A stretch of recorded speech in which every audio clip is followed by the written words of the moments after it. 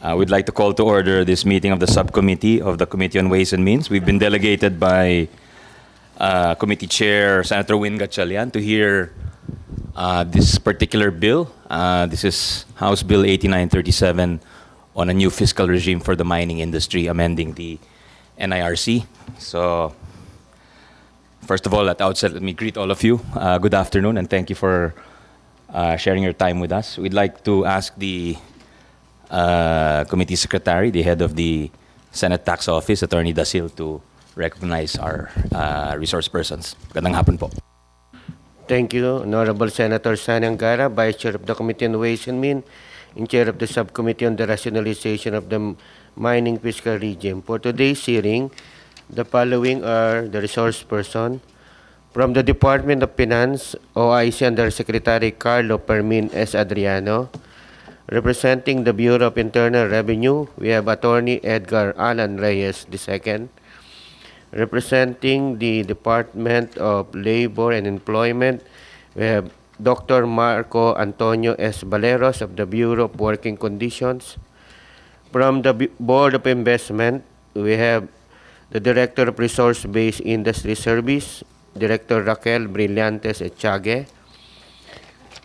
Representing the Mines and Geosciences Bureau of the Department of Environment and Natural Resources, we have Engineer Marcial Mateo, the Assistant Director. From the Philippine Extractive Industries Transparency Initiative, we have the Acting National Coordinator, Ms. Mary Ann Ropoldo. From the Philippine Institute for Development Studies, we have Dr. Sunny Domingo. Representing the province of Agusan del Sur is the legal officer, Attorney Johnson Michael D. Albendia. From the provincial capital of Dinagat, we have the provincial governor, the Honorable Nilo P. Demeray Jr. From the Union of Local Authorities of the Philippines, ULAP, we have Mr. Cyrus Magsino. From the League of Provinces of the Philippines, we have the Director for Policy Development, Angelica Sanchez. From the Carmen Copper Corporation, we have Mr. Rodiardo Rañada. From the Cement Manufacturers Association of the Philippines, CEMAP, we have the Executive Director, Cirilio M. Pestaño II. From the Chamber of Mines of the Philippines, we have its Chairman, Attorney Michael T. Toledo, together with Executive Director, Mr. Ronald Residoro. From the KPMG, RG Manabat and Company, we have the Head of Tax, Ms. Maria Carmela M. Peralta. From the Lepanto Consolidated Mining Company, it's being represented by the Vice President and the Assistant Corporate Secretary, Attorney Odette A. Javier. From the PNA Grant Thornton, we have Attorney Bier Asnar. From the Philex Mining Corporation, it's being represented by Senior Vice President, Mr. Romeo B. Bacocho. From the Philippine Iron and Steel Institute, we have its President, Mr. Ronald Jose Magsaho. From the Philippine Mining Development Corporation, we have Attorney Marisa Torrentera. And from the Bantay Kita, it is being represented by its lead consultant, Ms. Angela Asuncion. That's all, Honorable Senator. Thank you very much, Attorney Dasil. Again, magandang hapon po sa ating lahat. There's only one bill on the agenda of the subcommittee. This is the House Bill authored by Representative Salceda, Suansing, Dalipe, Villafuerte, Horibata, and Company. There is no Senate counterpart, but this was passed by the House late last year, so we'll take this up. So there's a number of details here. So, a 5% royalty on mines within a mineral reservation, a 4-tier royalty ranging from 1.5 to 5% for operations outside reservations, a four-tier margin-based windfall profit tax ranging from 1.5 to 10% on metallic mining operations, a 3-to-1 debt-to-equity ratio or thin capitalization rule to limit the amount of borrowing, tax-deductible borrowing, a ring fencing rule to prevent companies from offsetting losses or limit offsetting of losses. The retaining, and of course the bills do not touch the corporate income tax, the 25%, the 4% excise tax, the 1% IP royalty, the 2% maximum local business tax, and other applicable withholding taxes and taxes. Of course, as in any form of taxation, the challenge is hitting the sweet spot which is beneficial to all of the stakeholders, the government, the private stakeholders, and fine-tuning the details. So, we'd like if the resource persons could address the specific provisions, but also maybe along the way, tell us how it improves the current fiscal regime, because that's been coming up with a new fiscal regime has been challenging, as you all know, for the last, even in the last administration. That was a requirement to expanding operations, allowing expanded operations. So maybe we'll welcome comments on that. And maybe also comments on how we can do something similar to what Indonesia did. I don't know if that's possible, given that our premises are different in that they're a much bigger supplier of raw materials, and that affects their bargaining power and also. But these are some of the issues we'd like our resource persons to talk about going forward. So without further ado, we usually start with our government agencies. So we have over 20 resource persons. So we'll ask just for a gist, our resource persons to just give a gist of their positions, and we will have time to go into more detail as we go along. But just maybe let's talk about the forest in the meantime. But you can also go into the details, since that's really the meat of the measure. Some of the ones we mentioned. So first, we'll go to the Department of Finance. We have USEC Carlo Fermin Adriano. Yes, good afternoon, sir. Please go ahead. Yeah. I received a position paper, which we appreciate from the department, and please give Secretary Recto our best. But no need to read the position paper. Just give us the fine points.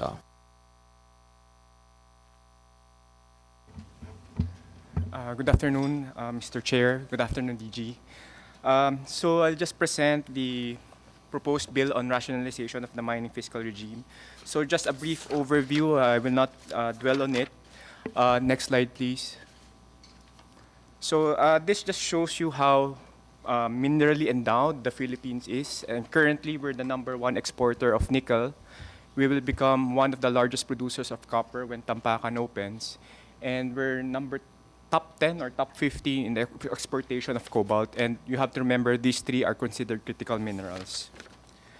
The next slide just shows you a graph wherein if you take a look at the orange bar, which is a measure of the mineral potential index score. And then if you take a look at the green bar, which is the policy perception index score. And if you take a look at the Philippines, so we have several countries there, including Indonesia, we have the highest mineral potential index score. So in terms of mineral potential, we even have a higher mineral potential than Indonesia. However, the problem is with the green bar, which is the policy perception index score, which is one of the lowest, actually the lowest in that graph. So what does that tell us? It means that we have the minerals here, but the current policies do not encourage investment in the sector. And the first step is to rationalize this mining fiscal regime. Now, why is this very important? Next slide, please. So we identify here some of the challenges of the mining sector. So #1, as mentioned by Senator Angara, this discussion of a new mining fiscal regime has been going since 2012. And the byproduct of that is that all mining investments are on hold because there is this uncertainty. Will there really be a mining fiscal regime soon? And unfortunately, the previous proposals will result actually to higher tax burden. And the second challenge is that there are several mining fiscal regime resulting in complex tax system.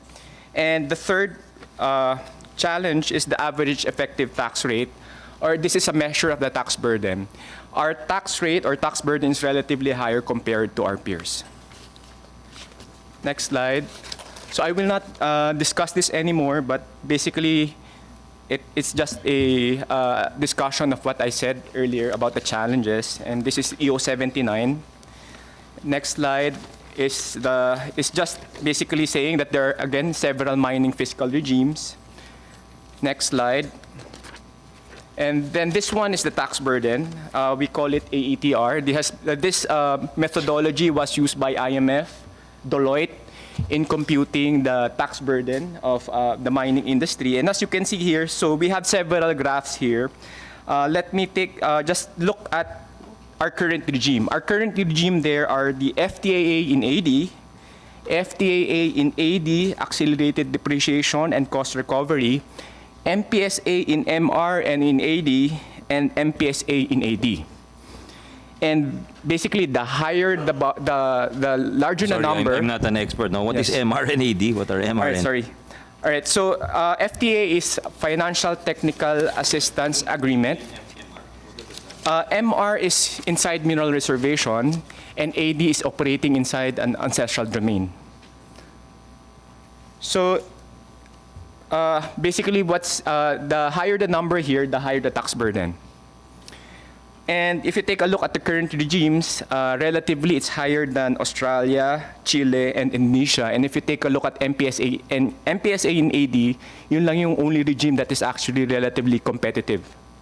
Now take note that Indonesia has the lowest AETR here, but we weren't able to include the local taxes of Indonesia. So the tax burden here of the Indonesian regime is relatively underestimated. But again, if you take a look there, highest is the FTA in AD at 78%.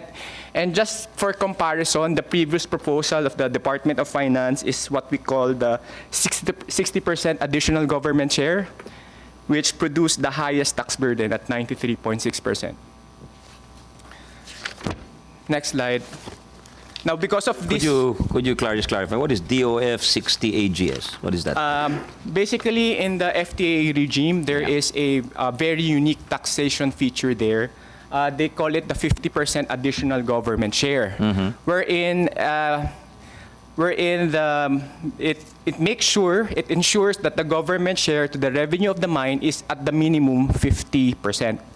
So the previous proposal is actually making it to 60%, and and this taxation will apply to everyone. Again, this taxation of additional government share currently is only unique for the FTA regime.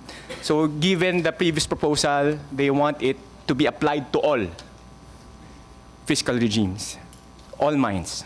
Yung 50%. Yung 60%, 60%. tinaasan pa, from 50 to 60. That's in the bill now? No, that's the previous proposal, sir. Okay. Just for comparison. Okay. Typically, the previous proposals of the administration or of the government, somehow very similar to this. Wala na ito, no? Wala na ito sa current proposals. Yes. Okay.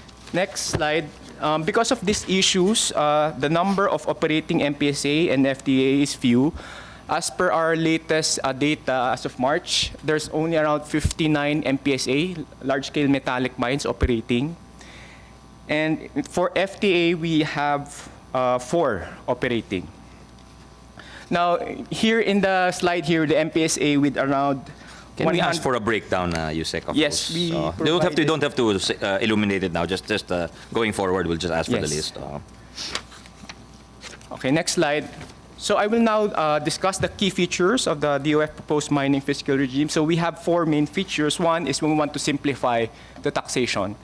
And the base taxation is just MPSA, meaning you have to just pay the usual national taxes. Second feature... What does MPSA stand for? The Mineral Processing Sharing Agreement. Mineral Production Sharing Agreement. So under the MPSA regime, they're typically only subject to the national taxes. As I mentioned, they don't have this unique feature of 50% additional government share na tax. And then a second feature of the bill is we will impose a royalty on minerals, on mines operating outside mineral reservation to address the constitutional issue. Now, if I think everyone is familiar here, but No, don't assume that. I'm yes, not too familiar. It's there is a royalty tax right now being paid by mines operating inside mineral reservation. Okay. And that's the 5% gross revenue. Unfortunately, we don't have a royalty for mines operating outside mineral reservation. Now, why do we want to impose a royalty tax for those mines? Because by definition, royalty is the share of the government from the extraction of the mineral. And it was raised in the Supreme Court before that saying that there is this constitutional issue since the government is actually the owner of the mineral. Why does it not have any share in the extraction of that mineral? So that's why we want to impose a royalty tax on mines operating outside mineral reservation. But the proposal is very different from the royalty tax being paid by mines inside mineral reservation. What is the case? Sorry. Again, for the royalty inside mineral reservation, it's 5% based on gross Ano revenue. yung case na sabi mo there was a case sa constitutionality? Pasensya na kayo hindi ko kabisado yung specifics. Yeah, can you just submit to the committee? No need to mention it now, but just submit Yes, it we'll to submit. for the committee's information. Sige, go ahead. But again, the royalty that we are proposing is different from the royalty that is being paid by minerals inside mineral reservation. For this one, we are proposing a royalty that is based on profitability. The third feature of our proposal is in the introduction of a windfall profit tax mechanism. Now, the mining sector is sometimes actually experience what they call super profits because the prices of metallic minerals are very volatile and sometimes they really shoot up. Now, we're introducing this mechanism so that the government will have its fair share when the prices are high or when the profits of the mining are very high. So that's the idea. And this will actually substitute, it's like a substitute to that additional government share. But this one is now based on your profitability or capacity to pay. The last feature of our proposal is that we have provisions on thin capitalization. This thin capitalization, ito yung 3:1 debt equity ratio. Basically, we put a cap on how much you can deduct into your expenses coming from debt. And then we have a provision on transfer pricing. So the issue of transfer pricing, it happens when mines sell their ores to or export their ores, or mines sell their ores for processing. Basically, what can happen during that time is they can underestimate the ore that they sell, and therefore, yung taxes to be paid will also be underestimated. So we have some provisions on transfer pricing. The other feature is the ring fencing. Those transfer pricing, parang wala yun sa House version, ano? Meron, sir. Meron ba? Yung assay report, yun yung automatic sharing of the assay report to the BIR. Okay. Currently, the assay report of mines is only being submitted to the MGB. Where is that on the bill? O the House bill? What page? Saan yung House bill? Meron sa House bill yun eh.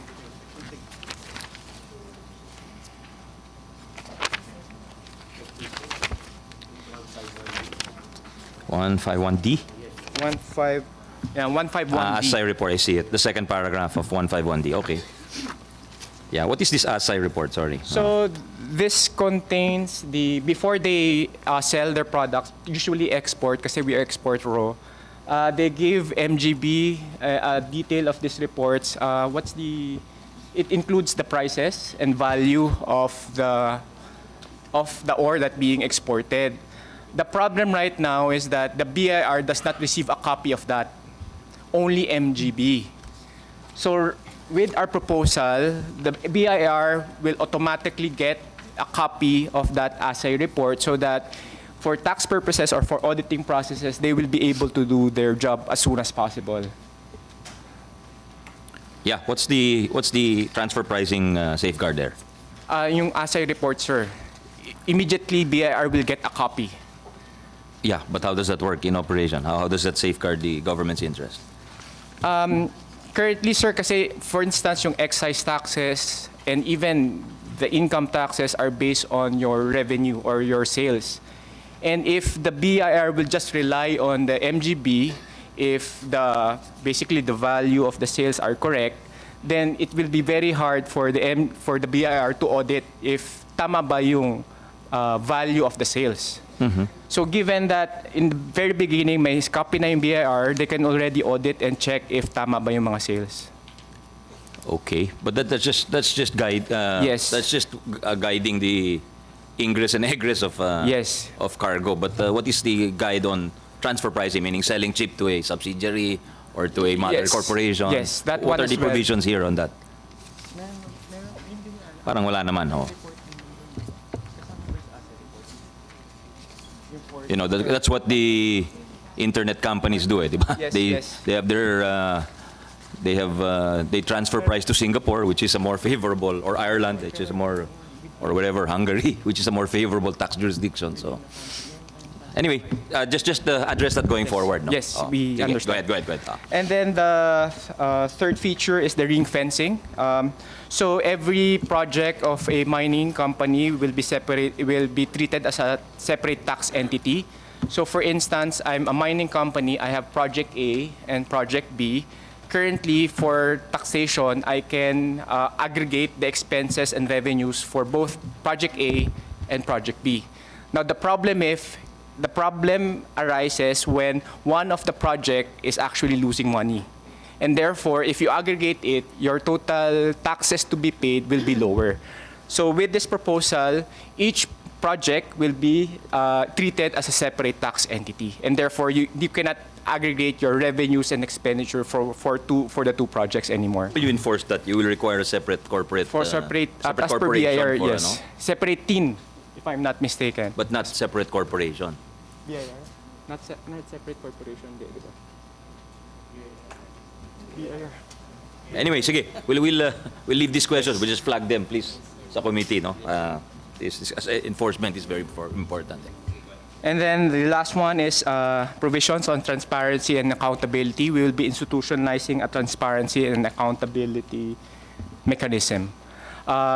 This will include data on tax revenues and other data, including the non-tax, like the Social Development Management Project, SDMPs, etc.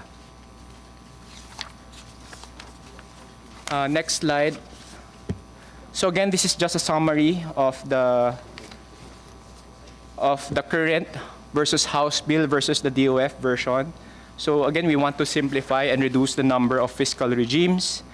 In terms of royalty inside mineral reservation, we want to maintain it at 5%. The House Bill proposal is to reduce it to 4%. For royalty outside mineral reservation, both House Bill and the DOF version agrees to a margin base, but the difference comes from the rates and the number of tiers. For the windfall profit tax, House Bill and DOF version both agrees that it should be margin-based, but again, there are some minor difference in terms of the tax rates and the number of tiers.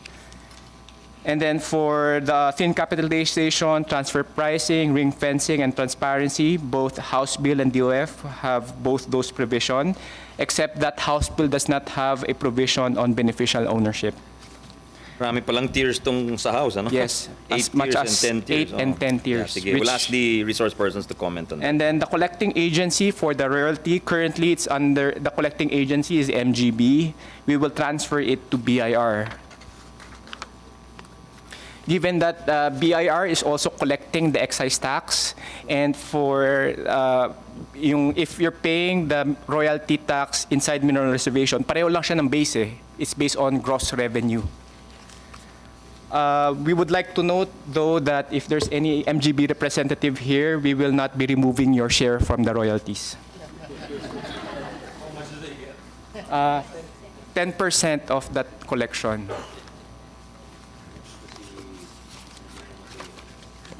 Next slide, please.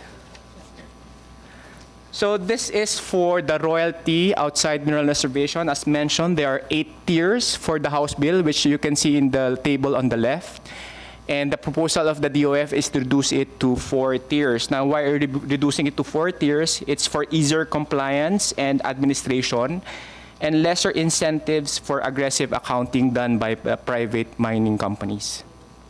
If the brackets are very close to each other, there is actually more incentive for private companies to actually do aggressive counting so that they will be under the lower tier. Next slide. The next slide is just for the windfall profit. As mentioned, there are 10 tiers under the House bill. We reduce it to 4 tiers. And again, same rationale. It's for easier compliance and administration and lesser incentives for aggressive accounting. Next slide. This is just the last slide. So this is the incremental estimated revenue impact from 2025 to 2028. It's just a comparison. Basically, less than 2 billion higher yung proposal ng DOF compared to the House bill version. I would like to explain lang why are we imposing a royalty based on margin for mines operating outside mineral reservation. Bakit hindi siya gross revenue? Kasi po sa mines operating inside mineral reservation, basically the government has already done some of the exploration. And therefore, because of that, the government already actually incurred the cost of that exploration, and the 5% gross revenue is just a way for the government to actually recuperate the expenses that it incurred in the exploration. However, for mines operating outside mineral reservation, wala pong exploration na ginawa doon ang gobyerno. That's why we impose a royalty that is based on your profitability. Thank you. Just wondering if you know the history of where we are right now, the current regime, the first column. Bakit naging 5 regimes yan in the first place?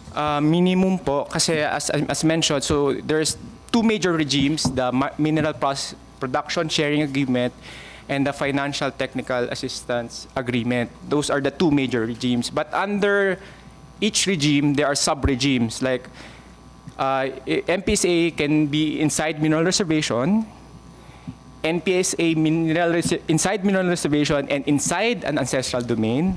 And then you can have an MPSA that is outside mineral reservation. Ano na lang, to shorten proceedings. Yes. Just give us a small one-pager Yes. on that. What is the theory behind it and why the different rules? Yes. Thanks. Thank you, Yusek. We'll now go to Governor Demeray from Dinagat Islands. Good afternoon, Governor. Thank you for joining us. Good afternoon, sir. Good afternoon. I'm Governor Dalipe from the province of Dinagat Islands, and I am also the Regional Development Council Chair of Caraga Region. Caraga Region is considered most of the areas mineral reservation. My province is under mineral reservation through Proclamation 391 by then President Manuel Quezon. But if you're going to look at it, we as the source of minerals, if you rank Caraga region, we are the poorest region in the entire country except for Barm. That's why we all agree. I have some comments on the DOF presentation. I believe that they're right for this new House bill to entice investment. That's why we are reducing the 4%. But we believe in my proposition and the League of Provinces, we wanted DOF to follow the proposed bill, although there's a bill by then Senator Bongbong Marcos, House, the Senate Bill 113 for the automatic retention that he filed when he was senator. to give credit to local government units to receive their share right away. Because the problem now, if you, the fiscal regime is saying that after 5 days after the quarter, you have to give the share of the local government units. But the problem right now is that we will be receiving our share probably after a year or 2 years. Sometimes we receive nothing because the share is lost. So that's one thing that we have to consider, although this is not more or less related to this bill. But indirectly, that will be substantial action to give what is due to these mining provinces as well as barangays. Another thing is that although Senator Angara, sir, the League of Provinces, I'm talking to the governors of the League of Provinces, will be proposing that instead of giving us 40% in the local government units that are the sources of this national wealth, we will be proposing that it should be 50-50 because we are the ones suffering the problem on the environment, that these are being devolved to us. So it is just but fair to give us due share, the 50%, so that because we will be dividing us that share to the barangays that will receive around 35%, the province will have 23%, and all the rest, including cities and provinces. So we have, in our opinion, in my opinion as the governor, I support the bill, although there are some, I would rather agree to the DOF trying to reduce the tier of the one as proposed. But in the mineral reservation, it's true that there was exploration, but there are many areas that are rich in natural resources that has not been explored. That should be, taxes should be levied on these areas. For example, and we all know that the government did not spend for the exploration. It was the UN, and it was free, I think. The MGB could attest to that. So why is it that we are, the operations in our area are being taxed that high? So more or less on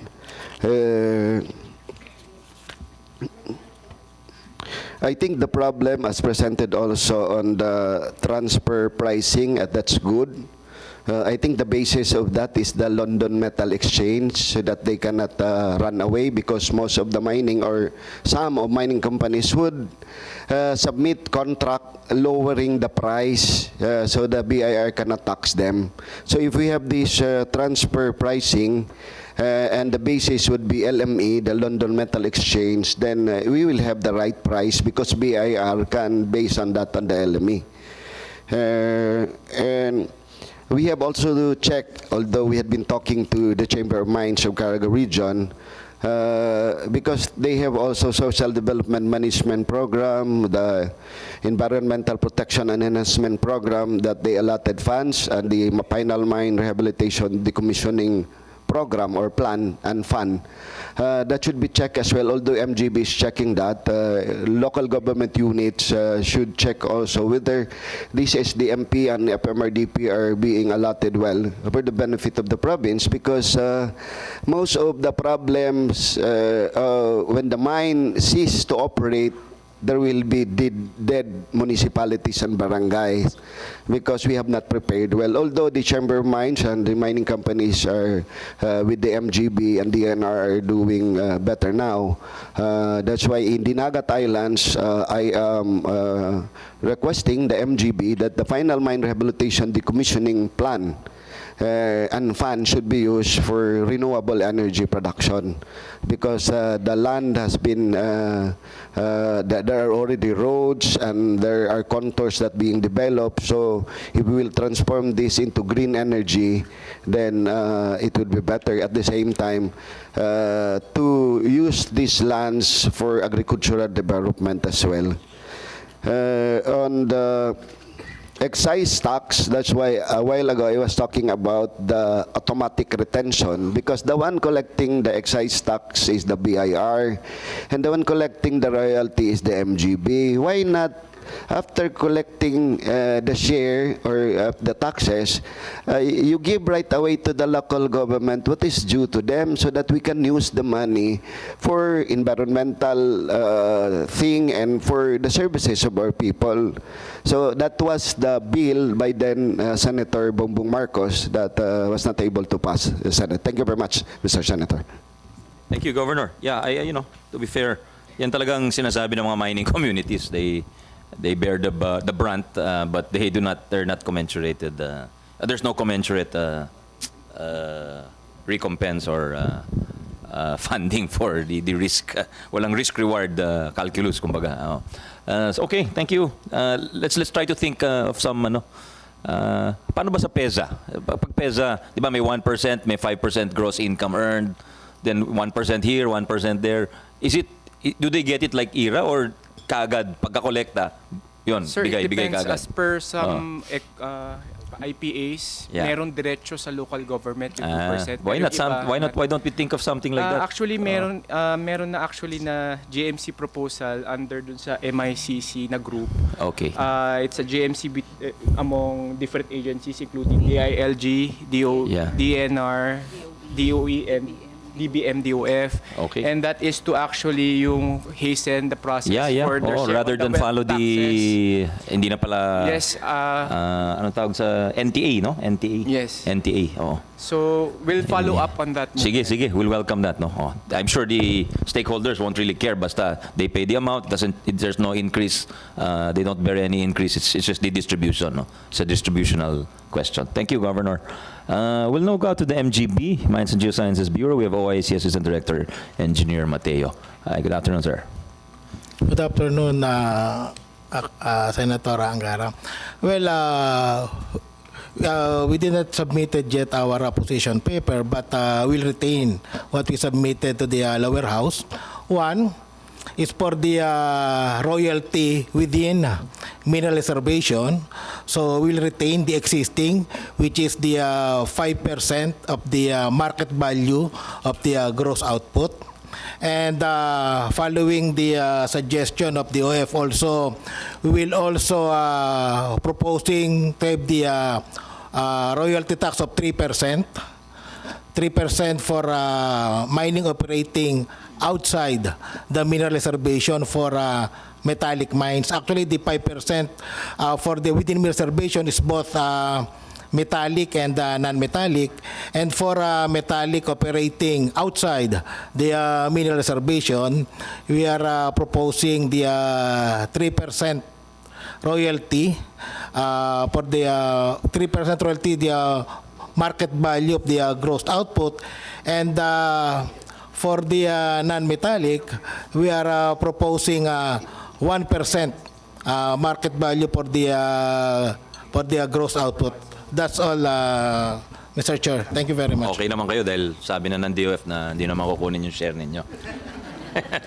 Thank you, Engineer. We'll go to PHEITI, the Extractive Industries Transparency Initiative National Coordinator, Mary Ann Rodolfo. Ma'am, good afternoon. Sir, good afternoon. Good afternoon, everyone. Of course, the PHEITI supports the rationalization of the mining fiscal regime.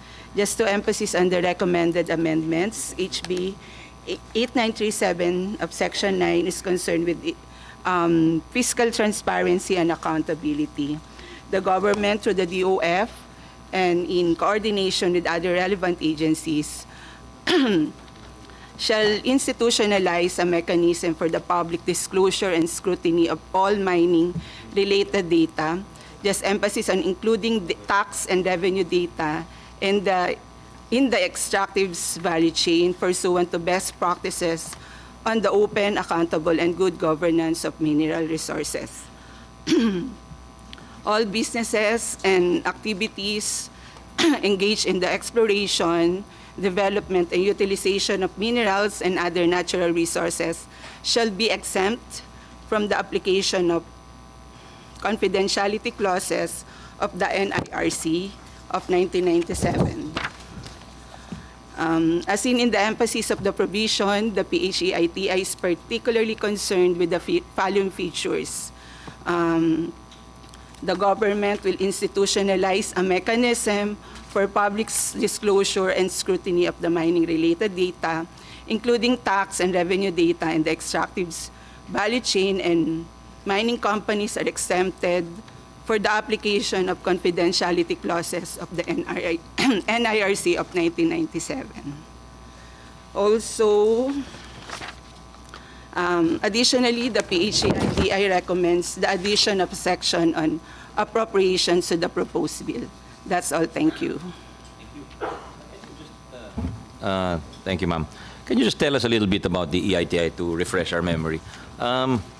This is a purely government, or it's a private, it's a joint, it is being pushed by some international organizations, di ba? Yeah, So, what's the composition exactly? Is it an It's a NGO or? it's a multi-stakeholder government-led. Okay. Also, members of it's a government agencies like DNR, MGB, DOE, DILG, ULAP, and And what's the legal The basis OF. for its existence? executive order. It's an executive order. Okay. Thank you. And you're appointed by the president? Tama ba?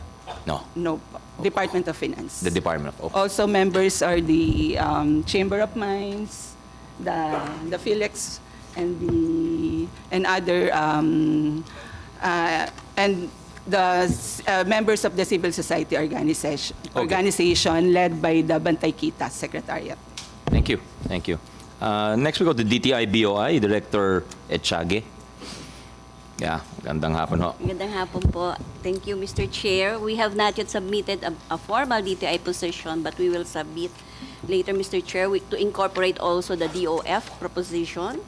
As a general comment, Mr. Chair, you all know that DTI promotes critical minerals that covers nickel, cobalt, and copper. We have a lot of interest for that for this project. So, as a general proposition, we want a stable, reliable supply of the raw materials, because that's actually the question from our investors. And reliable supply of minerals for them to process, and we advocate really value-adding activities for our minerals to maximize to optimize benefits from this natural resource. So, whatever the tax would be, I will defer to DOF. But if, of course, there's should be a balance between taxation and, of course, inviting investors into that sector. So.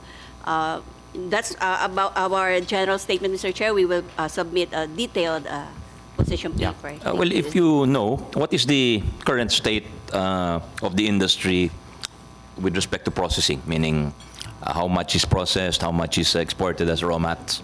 Right now, Mr. Chair, majority of them are being exported directly. Wala pa po tayong, I have a lot of inquiries, but of course, meron tayo, because right now we want to be a hub for EV battery. Wala tayong interest sa inquiries. Yung actual Meron po, state po. kaya lang, What is the kailangan actual, nila may processing tayo? Wala. Meron na 2 HPAL, but these are all also exported to Japan for their own use also. So it's the company doing the processing. It's not a separate entity. Mother, so. Mr. Chair. Sino yun? Who were those? Sumitomo, and Taganito. Taganito? Sumitomo, Japanese company, Mr. Chair. Taganito, this is a place, di ba? Mr. Chair.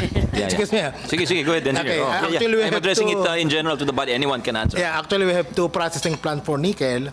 One is in Palawan, which is Coral Bay Nickel Corporation, owned by the Sumitomo, a Japanese corporation. That's partnering with NAC, di ba? Yeah, with NAC. the Ryutuba Nickel Mining Corporation. And the other one is located in Surigao, which is the THPAL, the Taganito High Pressure Acid Leach processing plant located in Taganito, Surigao del Norte. That's also, is that also the Zamoras? Also NAC? NAC, yes sir. NAC rin. Yes sir. So, and then what do they sell? What is the product? Nickel. From That's still raw material, ano? Yeah, nickel Pero, raw. yung tanong ko nga, I'll go back to my earlier question, which is how much can be classified as raw mats, how much of the product or the industry output can be classified as processed. Oh. Actually- Hindi ko kabisado yan. Hindi ko kabisado. So, I welcome any inputs that will help us there, no?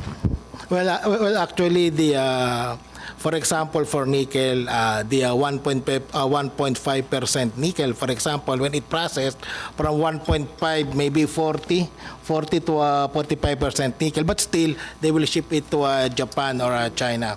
We have only two processing plant for nickel. The rest, they are DSO, the direct shipping of ore. Anong ginagawa ng processing plant? What is it? Pinapatas lang sir ang grade. Ha? From 1.5% nickel, then Oo. to 45% nickel. Okay. Sige. Okay. Mr. Chair, actually yeah. wala. Governor, go ahead. Actually wala tayong processing. Yung processing natin, pinapataas lang yung grade tapos pinapadala raw mat pa rin. So kaya yun dapat ang atin. If we wanted to make this country progressive, we have to industrialize and use our mineral resources well. Yeah. Yan ang ginawa ng Indonesia, and they're hugely successful in it, no? In terms of raising incomes and local participation and the size of the industry as well. Mr. Chair, just to add. Yes. I've heard also processing plant is Pasar. They produce the cathode but exported also. What do and they- import the raw material. So yung copper na ginagamit. That's Surigao, no? nila- Surigao ba? No, in Leyte. Leyte, Mr. Leyte. Chair, sa Isabel. Okay. Who owns Pasar now? Glencore? Glencore. Glencore, that's Australia? No, it's What is that? Swiss. Who's the local partner? Wala, 100% na. 100% 100% owned? Okay. All right, thank you. But I think we should think about how to incentivize yung processing, because I don't know, we have to look back at CREATE if that's there. But if not, maybe we can put something here na would incentivize that type. Mr. Chair, More value-added activity. if I may Go ahead, add, Yusek. Yeah. as I mentioned, this is just the first step in developing the mining industry. As mentioned by my colleagues partially, one of the requirement of processing is the supply of the ore. So, yung supply, quantity, and quality. Dalawa yan, very important. And as mentioned by our colleagues, yung quantity pa lang kulang na. So you need more extractive industries actually extracting our minerals so that they can supply to mga processing plants. Yeah. So, Do we as- have roadmaps on that? Diba DTI does roadmaps for we- automotives, Yes. machines, we etc.? have a Oo. new technical working group. It's called the Critical Mineral Group, headed by the NEDA. And doon po namin pinag-uusapan yung how to develop the mining industry. It's a relatively new group. So wala. I'm not the answer sure, is sir, wala pa. with Wala pa. DTI if they have for nickel. Or nickel yata meron kayo? Nickel, alam ko meron. Kahit sino na lang, wag tayo magturuan. So sino meron? Sorry. Pareho tayong gobyerno eh. So Copper lang, sir. Ha? Copper roadmap. we have a copper roadmap. That's why we, as an offshoot of that roadmap, nagkaroon tayo ng Leyte Ecological Industrial Zone that we are Okay. developing. That's out of in that Tacloban? Yes, Isabel, Mr. Chair. Ha? Sa Isabel. Isabel. How far from Tacloban is that? But, 2 to 3 hours. 3 hours drive. 3 hours drive. Okay.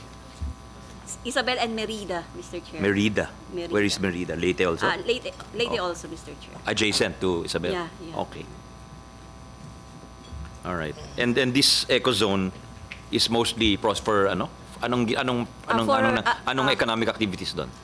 Light to heavy industries, Mr. Chair, kasi gusto natin downstream industry to use the cathode of Pasar to expand the Lide right now. So what products are being produced there? Right now, ang available sa Leyte is the cathode of Pasar. Nandun din si Philfos but wala yata operation. And other light industries. Meron na rin tinayo pala doon, Mr. Chair. Can I just get a report para hindi tayo tumawag? yeah, I'll just ask for a report Yes, on that. I'm Mr. sure Chair. they nagre-report sa inyo yan, di ba? So, minomonitor nyo Kasi under... siya, PESA siya, Mr. Oo. Chair. Yeah, but you have the TIMTA. So could you summarize the TIMTA findings, yung transparency in tax management, Okay. incentives? Pahingi natin yung then we see. But also, I'd like a more, that's a figure, that's more on the quantities. I'd like a qualitative analysis of, maybe it's a model for going forward, di ba? Oo. So, Okay, sige. Okay, thank you. BIR, we have Attorney Edgar Alan Reyes II. Yeah, go ahead, sir.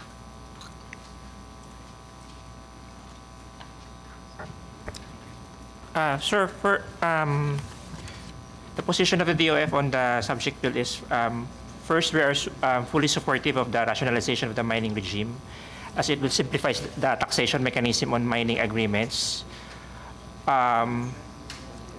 However, the same with the Department of Finance, we are recommending for fewer tiers and rates, as it is in keeping with the principle of administrative feasibility for easier compliance and administration. Finally, as to the title of Chapter 7, we recommend that it be amended as into excise tax and other revenue taxes on mineral products, as Title 6, of which is under is entitled as excise tax on certain goods and services. So that that proposal is, we hereby submit that the said proposed title is more consistent with the subject matter of Title 6.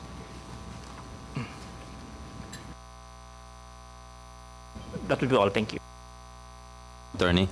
Can we now hear from DOLE, Bureau of Working Conditions Director Marco Antonio Valeros? Good afternoon, Honorable Senator Sani Angara and my colleagues from the government and stakeholders, partners. Good afternoon. For the DOLE, sir, while the Department of Labor and Employment recognizes the economic significance of the proposed measure, it is essential to address the environmental and public health concerns associated with mining activities, particularly in small-scale operations. The absence of occupational safety and health regulations in some small-scale mining sites has led to environmental degradation and health issues among community dwellers and workers. In light of these concerns, the DOLE strongly recommends the inclusion of mandatory OSH programs in all small-scale mining sites. Additionally, monitoring of the provincial or city mining regulatory board should be enhanced with regular submission of OSH reports to the Department of Environment and Natural Resources, Mines and Geoscience Bureau. Spot checking of mining sites by the MGB should also be conducted to validate these reports and ensure compliance with OSH standards. In conclusion, the DOLE fully supports the objectives of House Bill number 8937, provided that the recommended inclusion of mandatory OSH programs for small-scale miners is incorporated. Prioritizing public health and environmental sustainability alongside economic development is imperative for the responsible regulation of the mining industry. Sir, we may Question lang, Doctor. Sorry to interrupt, no? Pero why are you recommending the inclusion of OSH programs? Doesn't the OSH law already mandate that? Yes, sir, but for the DOLE, the Public Act on small-scale mining or minahang bayan, we do not have regulations on that, since the law provided the regulation to the provincial and city mining board. And there Wala kayong actual participation in small-scale mining? not unless we were asked to provide technical assistance. Pero under the OSH law, which we passed a few years ago, you're not required to enforce those regulations in small-scale mining operations? The OSH law, I think, more or less has allowed us to inspect all work sites in the private sector. But That's what I thought. So bakit exempted si small-scale mining? Because sir, yung Philippine yung Small Scale Mining Act, yung Minahang Bayan, wala kasi kaming doon sir role. But the small-scale mining is before the OSH law. The OSH law is a recent enactment. So hindi ba dapat anyway, just we'll check on that. But parang in theory, if it's applicable nationwide, dapat applicable din sa small-scale mining, di ba? I don't know. But I'd like a definitive pag-aralan nyo and then come back to us Yes, for a sir. more definitive position. No? Yes, sir. Pero, sir, we may include this, sir, sa page 4 under sa royalty. Yes, sir. Apa. Thank you, sir. Tapos na? Apa. Thank you, sir. Salamat po. PIDS Sector Specialist Dr. Sunny Domingo. Yeah. Thank you, Mr. Chair. Magandang hapon. Well, I'll probably answer a few of your questions earlier. Well, if I remember correctly, during the 17th Congress, you also chaired hearings on addressing mining fiscal regimes. And during that time, we had submissions from the lower Yung bill house. natin, I forgot already the bill we sponsored. Excise tax lang yata yung ino natin, no? Actually, malaki we do po the yung whole ano. fiscal regime. Yeah, I Yeah, think... I remember, we were already on, for second reading na tayo, no? Pero Yeah, hindi na. I think at that time, the Senate versions were very much progressive, taxation-wise. But now you don't have Senators Drilon, Soto, and Recto. Progressive with the talaga Senate. kami. Very, very. Because at that time, I think you were trying to capture 55 to 60% of adjusted mining net revenues for the government. And that was really progressive, no? Compared to the House version, which I think is very much similar to what we have now. So it's sort of a rehash of that 17th Congress filing from the lower house. But yeah, I think in general we are in agreement and we are supportive of the effort to rationalize the fiscal regime for mining. I think we just need to ensure that, as mentioned earlier, benefits are well equitably shared among stakeholders, and particularly our mining communities are protected, no, in terms of what they get from mineral extraction, as well as May studies bang PIDS to allow us to compare across jurisdictions on best practices? we have studies on large-scale and small-scale Sige, mining please operations. submit to the committee, But Doctor. a lot of those were done in a very limited scope because we were going around and talking to all our stakeholders, but we were doing it in just a fraction of a year. So I was asking about comparative studies in other jurisdictions, meaning just similar to what you Number-wise. presented. May Australian example sila. may I think ganon. we have already platforms online comparing the different countries. Kasi maraming countries na do very well with mining, di ba? Tama ba, Yusek? Yeah, and Chile, tama. all of these guys. So. Yeah, tama, Senator, that earlier it was flagged that we have a bit of higher numbers, no, in terms of the taxation percentages. But going around, you'll see as well that we probably need to do more in terms of having our communities benefit from mineral extractions. So I think that has to be inserted in policy. It may be us looking at a simpler version of the taxation regime from the 8 tiers to 4 tiers, as mentioned by DOF earlier, or even probably simpler or lesser, as also flagged by the previous versions of Senate bills. The 5% to 4% royalty, well, I think we are in agreement with DOF when it comes to retaining the higher percentage of royalty from mining operations, both within mineral reservations and outside. On the question earlier about us exporting much of our raw materials, so extracted raw mineral resources, I think we have flagged in our previous study that around 80% of nickel is being shipped directly, unprocessed, no? And more than 95% of that goes to China. With nickel and iron ores, with nickel and iron as the only payable metals. So we have been missing on valuation. We don't value those precious other minerals, including scandium, manganese, chromium, among others. So I think that has to be accounted. It was mentioned earlier that we need to do assays, just to make sure that we are getting the most out of the material that we are exporting. The other concern that you mentioned earlier is how do we incentivize local processing. I think that's the entry point for that, no? Maybe us controlling the export through taxation, additional taxation. Maybe the course to take if we want to incentivize the processing of raw ores in the Philippines, because we've been doing the business as usual processes for decades already, and we haven't incentivized additional investments on local processing, particularly for nickel. Because if you see, for example, the nickel mining operations, almost whole mountains are being exported overseas, no? Raw materials, and well, it's sad that if we're not seeing much benefits accruing to our local communities. On the small-scale mining concern mentioned by our friend from Dole, we have also flagged so many issues with the Small-Scale Mining Act, and essentially it needs major revisions, because just the definition of small-scale mining has to be augmented, no, in policy or in legislation.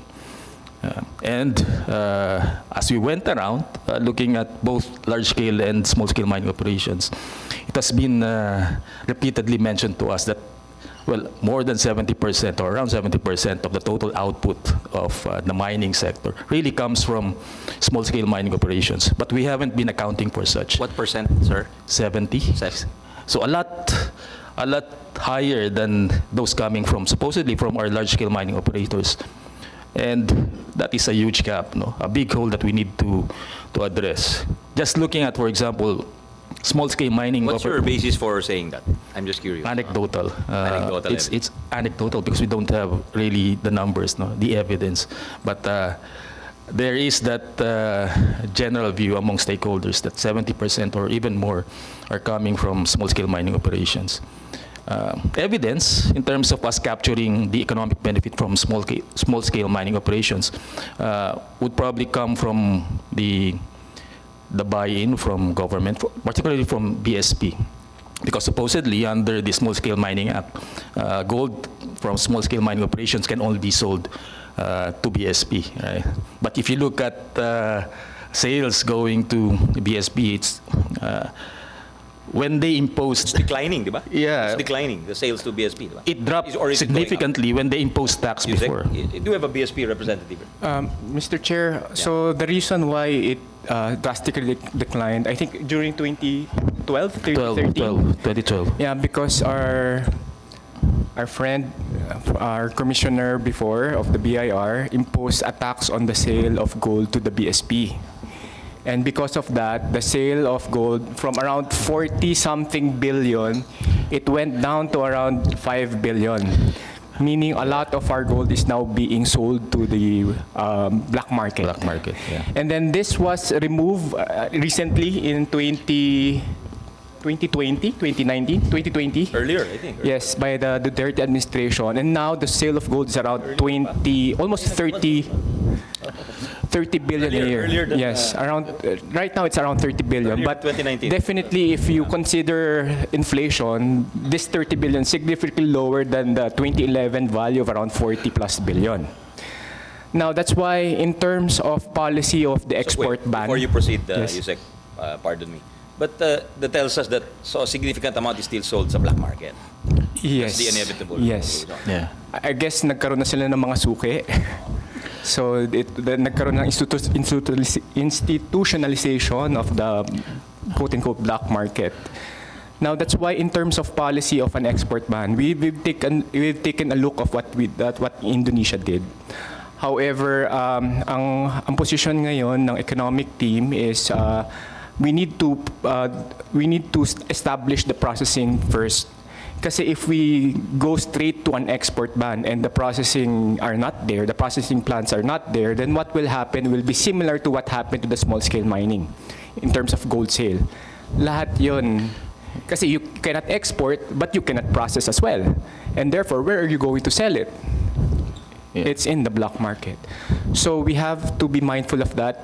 We're open we can review this policy of an export ban, but we can only take a look at it when the processing plants are already there. Yeah, well, just to be clear, no, we're not saying that we need to ban exports. we probably just need to tax, no, to limit at least the volume of raw materials going out. And it's not really going to stop the export of raw materials. Yes, Mr. Chair, we agree na bakit there can be some export tax, but I think the more important here is the proper valuation of our ore. As mentioned by a friend from PIDS, these are exported raw, included yung soil mismo. Yeah. And maraming other raw materials that are included and not actually evaluated in there. And that's why we're actually looking with other partners, partnering with other partners on how to capacitate yung MGB kasi MGB po ang may mga laboratories for the valuation. For the assay. Yes. Well, that actually is the low-lying fruit, no, that we can pick. And that probably will drastically increase the evaluation of our raw materials going out. Yes, Sir, sir. Sorry, we take Mr. Chair. advantage of this Yes. to ask the DOF, the PIDS, and the DTI. Is there a study on the mineral potential and the well, at the risk of being repetitive, the potentials of higher value industries using these minerals? Parang roadmaps for those. Meron ba tayong ganon? Mr. Chair, wala pa po, but we already engage a certain partner. We have a technical assistant sa DOF on a study of the nickel feasibility study.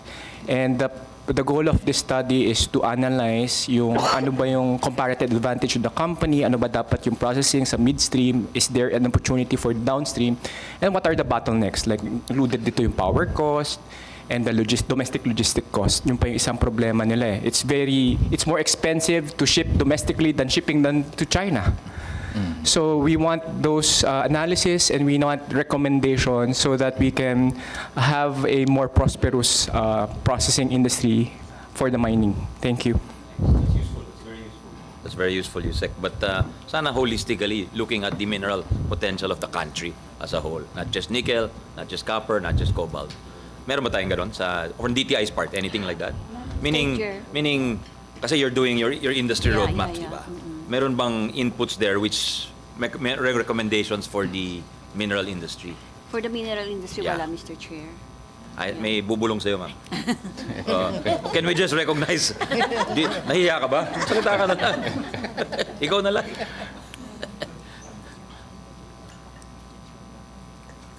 Okay. Yes, I informed that in a cabinet level meeting, there's an instruction to develop the mineral convergence. Please speak in the mic, ma'am, Okay. for the benefit of the stenographers. Yeah, please. Because Para I was not ma-transcribe na ma-accurate yung sinasabi po ninyo. Sige, salita ka. Just identify yourself, ma'am, and then tell us. Good afternoon, sir. Graciela po from BOI. During the February 19 second cabinet... Speak into the mic, ma'am. Kasi di kayo narinig. Sorry po. Sorry po. Graciela Watco po from Board of Investments. Okay. During the February 19 second cabinet level meeting on green metals po, it was instructed for DTI and DENR to develop a 1 to 2 pager briefer for the convergence of nickel and copper roadmap po. DOST, hindi kasama? Wala po. Okay. PIDS, anything on that end? Anything similar that you're have you done or are doing or plan to do? Well, we touched a bit on potential demand, global demand for nickel. Because But again, something more holistic than not in terms of the totality of our mineral resources and potential industries. No? Kaya ba natin yun? Can we do a study like that? Is that something within the competence of I think inventory-wise, MGB has that. But I don't know about separate industry studies for different minerals. No, but sa part ninyo, are you, like if Congress were to provide funding for a study like that, can you undertake it? Or I don't would think you we have have. you have to outsource that kind of... We'll have to outsource because we don't have the current capacity. But Yeah, we looked at nickel because nickel was really that big concern that we have. When we went around looking at those large-scale mining operations, nickel was one of the major concerns. The price of nickel is depressed, di ba, now? Partly because of what Indonesia has done, right? Okay. Sige. Anyway, that's for another day. LPP, League of Provinces, Director Sanchez. Yes, good afternoon, Mr. Chair. Hello. So, yes po, I will echo what one of my bosses earlier mentioned about the proposal for a 50-50 sharing in the national wealth for specifically for mining, Mr. Chair. And then at the same time, we also have, since the House bill already mentions about transparency and data sharing, this was a conversation before among the governors that the mining provinces would also like to have access to the data. Yung data sharing to the kasi the data is just being shared between. What data again is this? Yung sa mining production. Sa EITI? Mineral production. Sa EITI? Hindi ba binibigay po, sa inyo? Sa MGB po. Sa MGB? The one Nasa webpage daw eh. MGB shares with BIR po. Hindi. According to Ms. Rodolfo, it's on the webpage. Sige po. Kasi mas kailangan magkape Mr. kayo. Chair, yung medyo updated naman na real-time data from MGB. Kasi sige. yun yung hinihingi nila before na hindi pa na-provide ng To the LPP? Yeah, Okay. to the LGUs, to the mining LGUs, Mr. Chair. Thank you po. I think that's possible. Huh? Thank you. Agusan del Sur, Legal Officer, Attorney Albienda. Yeah, afternoon. Good afternoon po, Honorable Senator.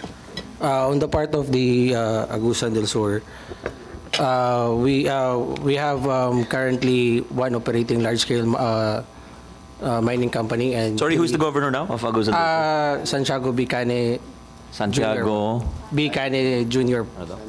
Santicani po. Santiago Bicane Jr. Okay. We apologize po, Honorable Chair, that he cannot come here because of prior commitments also on the province. No, it's no problem. Governors are very busy, but Yes. we appreciate the presence of Governor. But Inagat, as we are here that the province of Agusan also supports the bill because this is a revenue generating measure that would definitely also benefit the province because as I've said, we have currently a large-scale mining company operating and also small-scale Ano yung large scale, sir? Filsaga. Ha? Filsaga mining. Ano yung, what are they extracting? Gold. Gold. Yes. That is also the position of the provincial government. We also reiterate also, Mr. Chair, that as to the share of the LGU in the national wealth, so maybe it could be discussed on between Governor Cane and Governor Demery as to the proposal. But as to the retention and also the sharing, because it would take a while to receive the share for the LGU. And also as to the sentiments of the small scale, the taxes that proposed in this bill is additional on top of the taxes and the cost for the application for the contract and also the LGU imposed taxes. So it could be seen as a hindrance on their operations, and it will affect on the profitability and also the sustainability of the small-scale miners. And so we asked for the committee and also the DOF and other government agencies to look into how could we balance the proposed taxes and also on the other programs that could protect the environment, because the LGUs are because the extractions are there, and we will be directly affected by the for this kind of activities. So that's all, Mr. Chair. Mr. Chair, we could add one more point. If we could, in this bill, we could also enhance the impose regulatory amendments in order to provide stricter penalties as to unregistered and illegal small-scale miners. Now, as mentioned in our colleague here, that they are somehow unaccounted and untaxed. So if we could provide more transparent and more rigid enforcement also. And that could be all, Mr. Chair. Thank you. Thank you, Attorney. Now we'll go to our friends in the private sector and NGOs. Chamber of Mines Chairman Mike Toledo with Executive Director Ronnie Residoro. Anyone can go ahead. Afternoon, gentlemen. A pleasant good afternoon, Mr. Chairman. Thank you so much for having us here. In behalf of the members of the Chamber of Mines of the Philippines, the association of the country's biggest large-scale metallic mining companies, I thank all the members of this body for giving us the opportunity to express our views in this hearing. We look forward, Mr. Chairman, to the passage of a tax law that will not only help boost our nation's revenue coffers, but equally more important, will align our sector with the Marcos administration's thrust of tapping the minerals development industry in the global effort towards the renewable energy transition in response to climate change. Given that a mining tax increase is unavoidable, we in the Chamber believe that our mining fiscal regime should at least be one that will encourage investments and promote competitiveness. The Philippines is not the only mineral-rich jurisdiction in the world, and all the potential of our natural wealth that could help our socio-economic development programs will remain just that, Mr. Chairman, potential, if our tax system continues to keep quality investors at bay. Although 2 international reports on the country's mining taxes confirm the current structure is already high, the addition of the 2 new income-based taxes as those being proposed in House Bill 8937 would make the tax increase more acceptable, more palatable. As proposed in this bill, higher taxes will be paid at higher operating margins when metal prices are high. And conversely, lower taxes will be paid when metal prices are low or when operations are not profitable. This will help sustain existing mining operations and encourage quality investments in the hugely untapped Philippine mineral sector. We see the wisdom of the Department of Finance proposed changes to the House Bill 8937. In fact, Mr. Chairman, if there is time, we have brought our experts to this hearing who will expound further on this position, although we have already submitted as well, Mr. Chairman, our position paper this morning. Like everyone else here, Mr. Chairman, we in the Chamber only wish for a mining tax regime or scheme that will ultimately be beneficial to all. I would just like to also add, Mr. Chairman, that the president of the Philippine Nickel Industry Association, Dante Bravo, is also here with us today.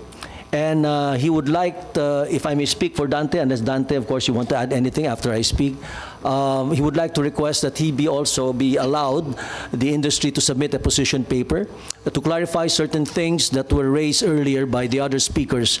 And we strongly believe that this must be properly addressed so that the chair and the committee can get a full picture of the whole industry, Mr. Chairman. Yes, certainly. We'll love to hear from them. Attorney Mike, thank you very much. Would you like Attorney us, Mr. Residoro, Chair, to do you present? want to, Attorney Residoro, anything from you? Well, our chairman has very ably given the chamber position. We are ready with a more detailed presentation. Siguro let's reserve that for a working group to finalize the fine points. So, Attorney Mike, who did you want the committee to recognize? Sino po? You want us to recognize someone to speak? Mr. Dante Bravo, would you wish to add? He is the president of the Philippine Nickel Industry Association, also a member of the Chamber of Mines, Mr. Chair. Sir, anything on your end? Yeah, you're welcome to come join us at the table and share your views.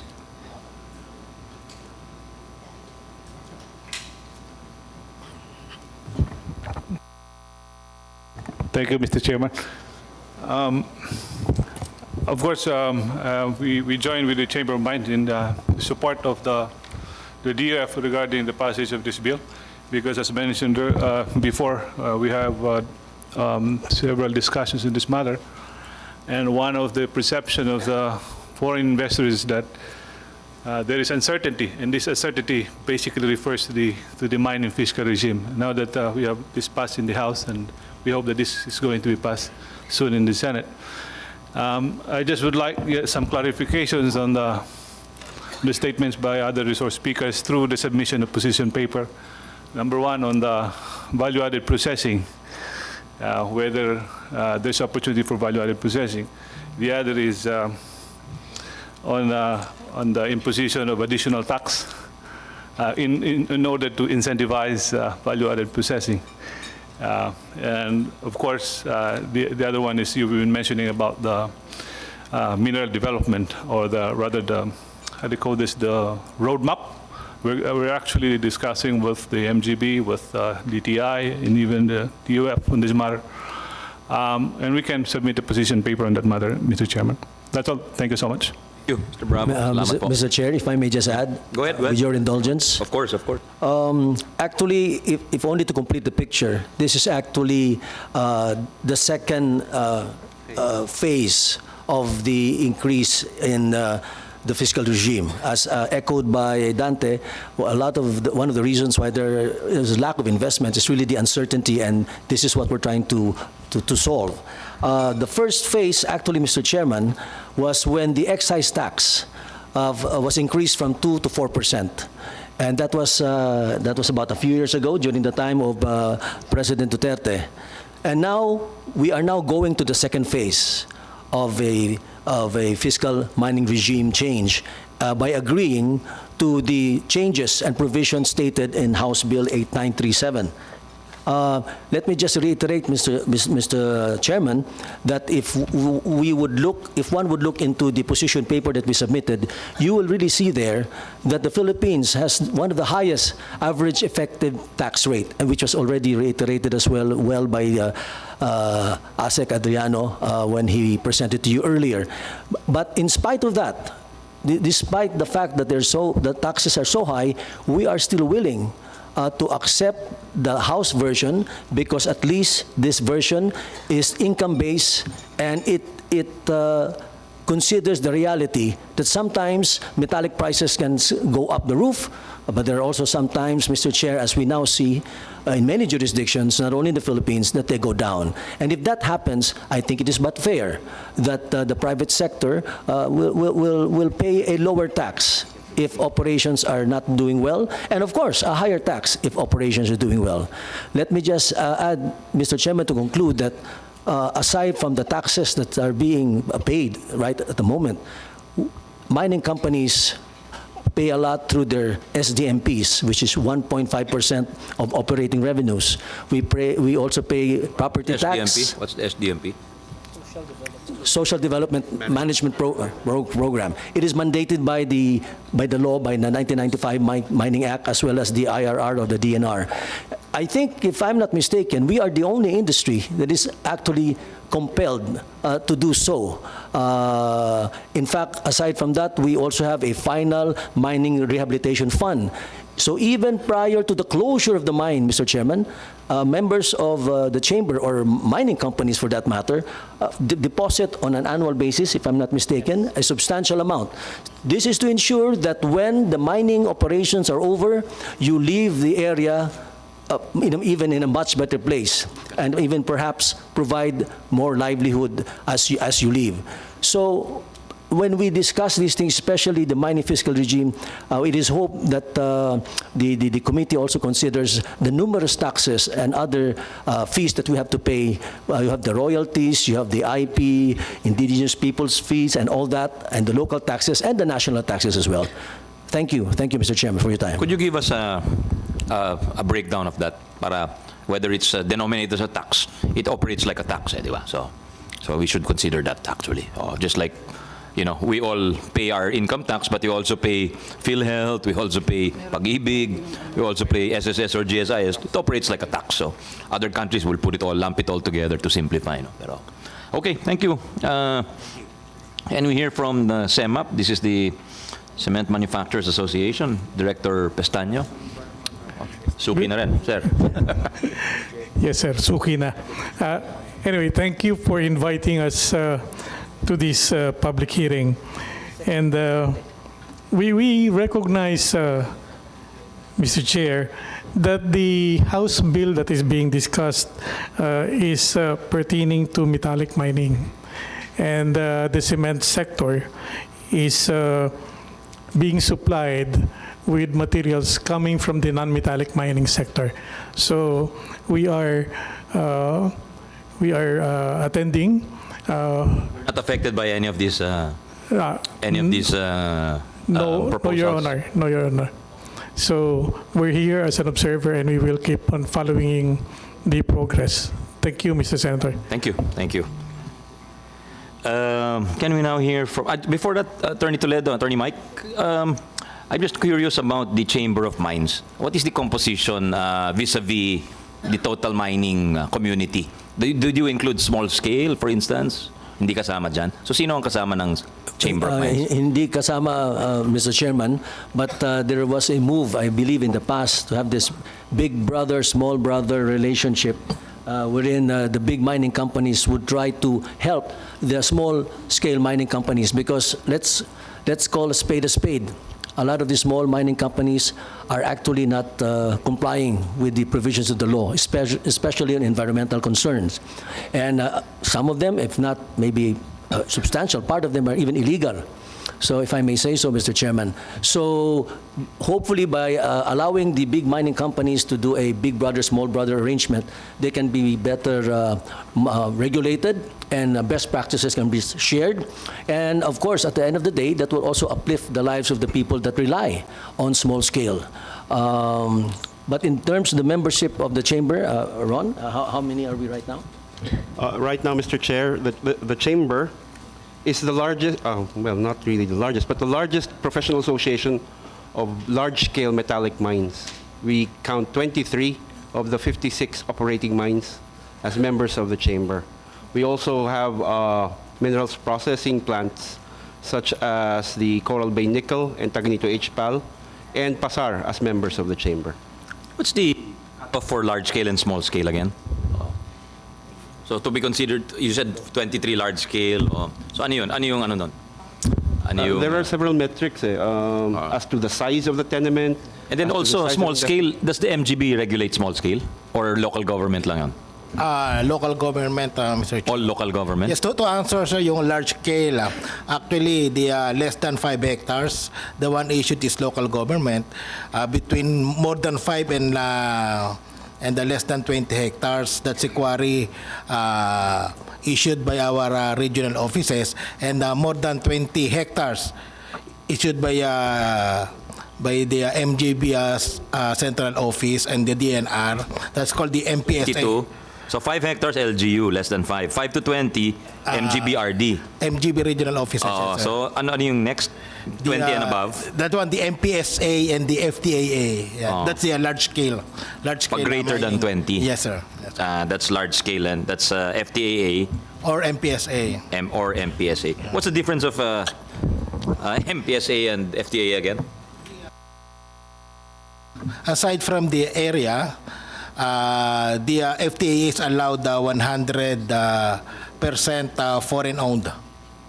And for the MPSA, still the 60-40 sharing scheme. 60-40, 60 Filipino and 40%. Thank you. Mr. Chair, if I may add. Sir? Yeah, go ahead. So for MPSA, I think lower yung capitalization requirement as well compared to FTAA. And then for the small scale, I think one of the requirements is basically walang machinery, as in manual labor mostly. Ang small scale mining, sir. Mr. Chair, just to add to that, that's why we need to revise the Small Scale Mining Act, because by definition, almost all existing small-scale mining operations do not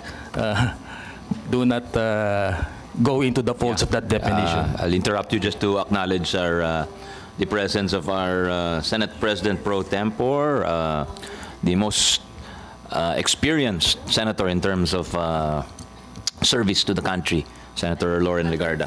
This is a very interesting bill. Okay. This is subcommittee created. Subcommittee You're chairing. created Okay, by very good. Senator continue. Gatchalian. Yeah. I'll just listen and learn. Thank you. Thank you, Senator Legarda. Go ahead, Doctor. Yes, sir. Just to conclude my addition to that discussion, the Small Scale Mining Act really is very big in terms of coverage, because right now, 90s. Yeah. So by definition, small scale Amended or it needs to be amended because we don't have. You have any material? Can you submit materials to us so we can maybe take a look at it if there's time? Maybe not in this Congress, but in the next Congress. But because alam naman natin election year next year, wala masyadong mangyayari before then. No? So yes, Mr. Chair. We'll appreciate anything on that. Actually, also from the NGB, sir, baka meron kayong materials dyan. Anong opinion nyo dyan, sir? Dapat nyo bang pasukan yung mga small scale? Well, actually... Kasi balita ko, hindi talaga small scale yung iba eh. Chinap-chap na lang para to I don't know, this is anecdotal again, it's anecdotal. To escape nga the prying eyes of regulatory agencies. Actually, sir, following the line of gentleman, actually the small scale reality. No, actually, in MGB, we are in the process of amending the law of small scale mine, which is the Republic Act 7076. Okay, before the small scale is only pick and shovel. We don't allow explosive, heavy equipment, but in our amendment, so we will allow some sort of explosive and heavy equipment. But because that's the reality of small scale, you cannot mine without by simply using pick and shovel. How can you make a tunnel by simply using the pick and shovel? That's all, Mr. Chair. Mr. Chair, if Yusek, yeah. Yes, if I may add, I think the current value of the sale of gold to BSP is around 24 billion. And in record, there's only around 50 small-scale mines. So that means around each of them is producing around 500 million pesos of gold. So that really means that there's a lot of small scale that is not operating as small scale, and there are a lot of small scale mines that are not being accounted for. Chair, Go ahead, I'm Senator. certain before you discuss the small scale, it's been defined already by the body, right? Is a definition based on earnings on the land designated as small scale mining? What is the basis for the definition? It was mentioned earlier by the MGB. If it's below 5 hectares, the LGU. It's the land area. Yeah. Okay, it's not the kind of material being mined, it's the area. 5 hectares less. But you're saying that there are many small scale. How many do you say are the small scale? Currently, we have information on the small. Who compiles all the data? I think Should be MGB. For small scale. Ilan yan? Please correct me if I'm wrong, but How many? as far as I know, there's no one, no particular agency. So we don't have a grip on DILG? Is there a bureau, for instance? I think we have to call DILG here next time kasi... Mr. Chair? It should be the Mines and Geosciences Bureau should have the database of all mining, whether small or big. And they should know the illegal as well, right? So who's our MGB po? Ito, si Engineer Mateo. Yes, Senator. We have the data on how many the small-scale mining in the Philippines. But as of now, I don't have a record here. Can I have your name, please? Hindi ko makita.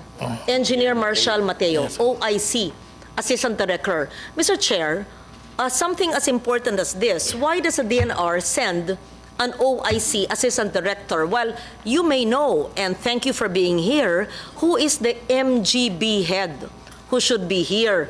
And when you come to a Senate hearing, you can't say, I have the information, but it's not with me. So why are you here, sir? You should have the information.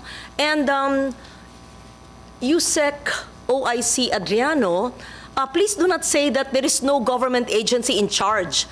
It makes it appear that you in the executive are so incompetent. Because when you say there is no one in charge in government of monitoring, or no one has a database of mining in the country or small scale, it shows there's a gap in the law.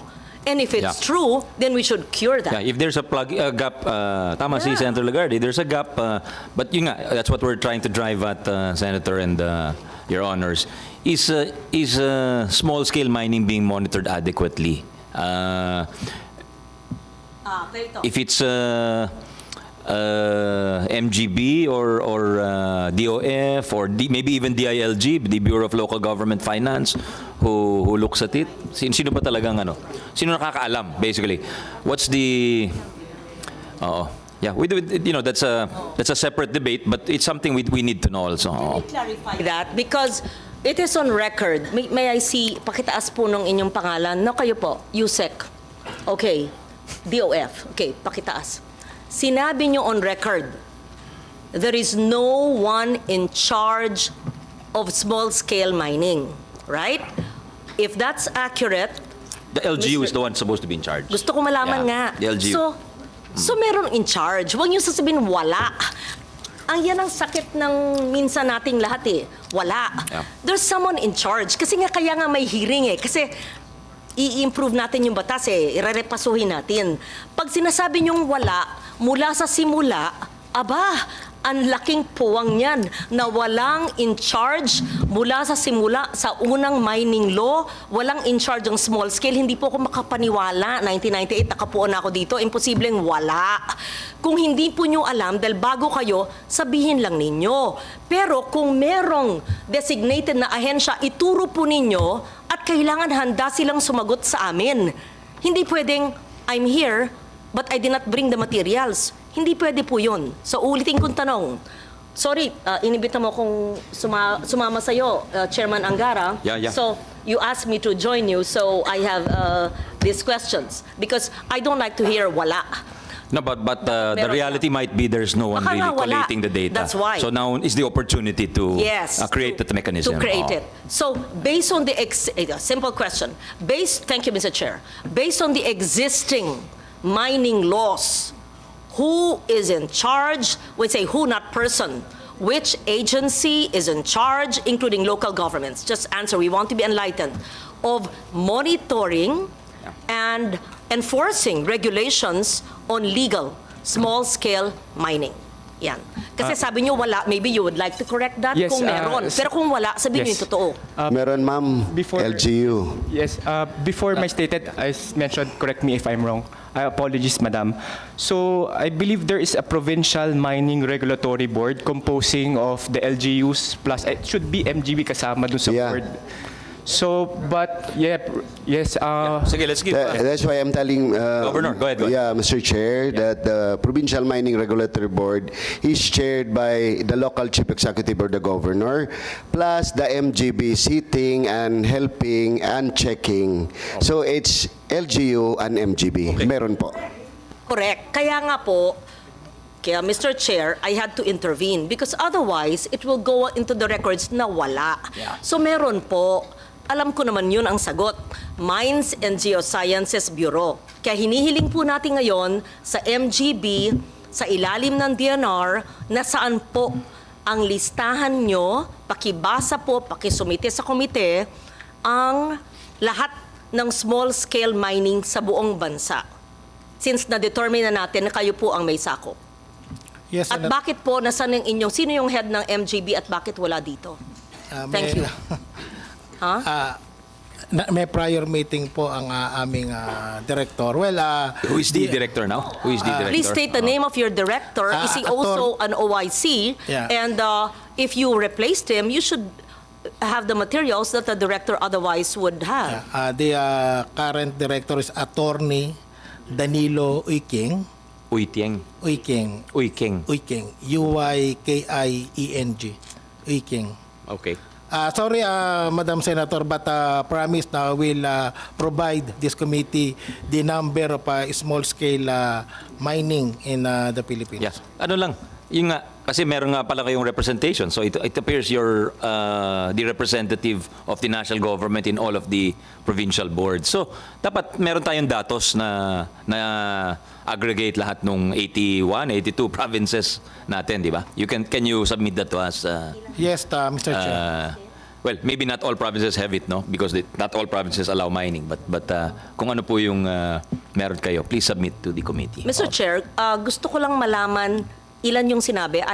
It wasn't clear. How many small scale? 30 plus? Was that?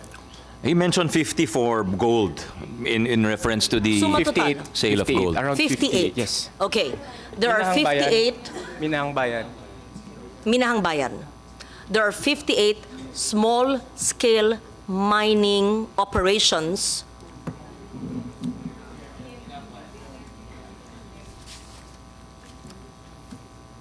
Sang-ayon ba ang MGB? Galing ang datos na yan sa DOF. Hindi naman sila nakaupo yata sa board. So dapat galing yan sa MGB.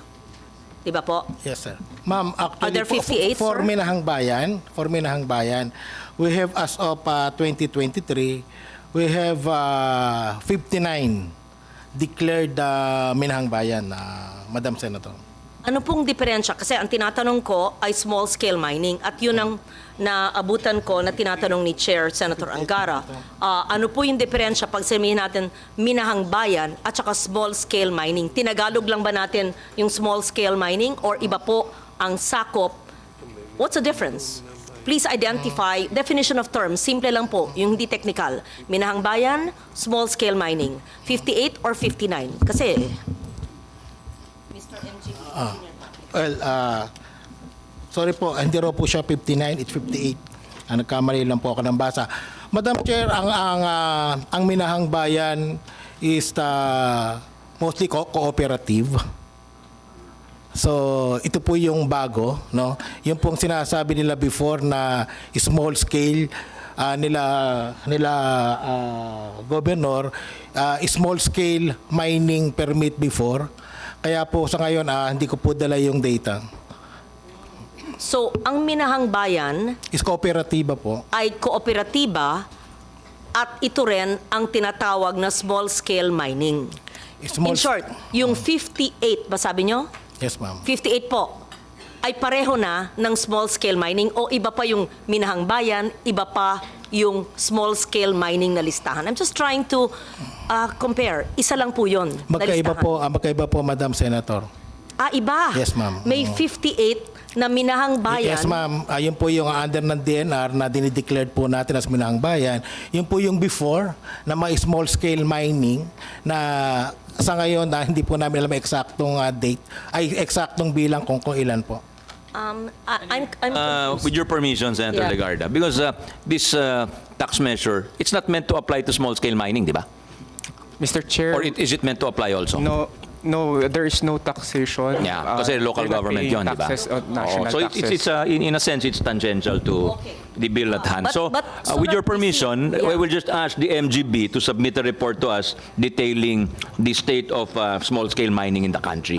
Just to, No. before we release that part, Minahang Bayan ba at small-scale mining ay iisa lang? O iba pa yung listahan ng small-scale mining na hindi sakop ng national taxation at iba pa yung Minahang Bayan na hindi rin sakop ng taxation sa national? Because we have to identify that. Yung pala kailangan i-tax sila. And I can see the governor nodding. So before we leave the topic of Minahang Bayan and or small-scale mining, are they one and the same? Which is the government agency tasked to monitor them, and which agency or local government or national collects taxes from them, or kung pareho, hindi naman national government ang nag-tax? Can someone just answer the very, very basic question? I think it should be both DOF and MGB to answer that. MGB muna siguro.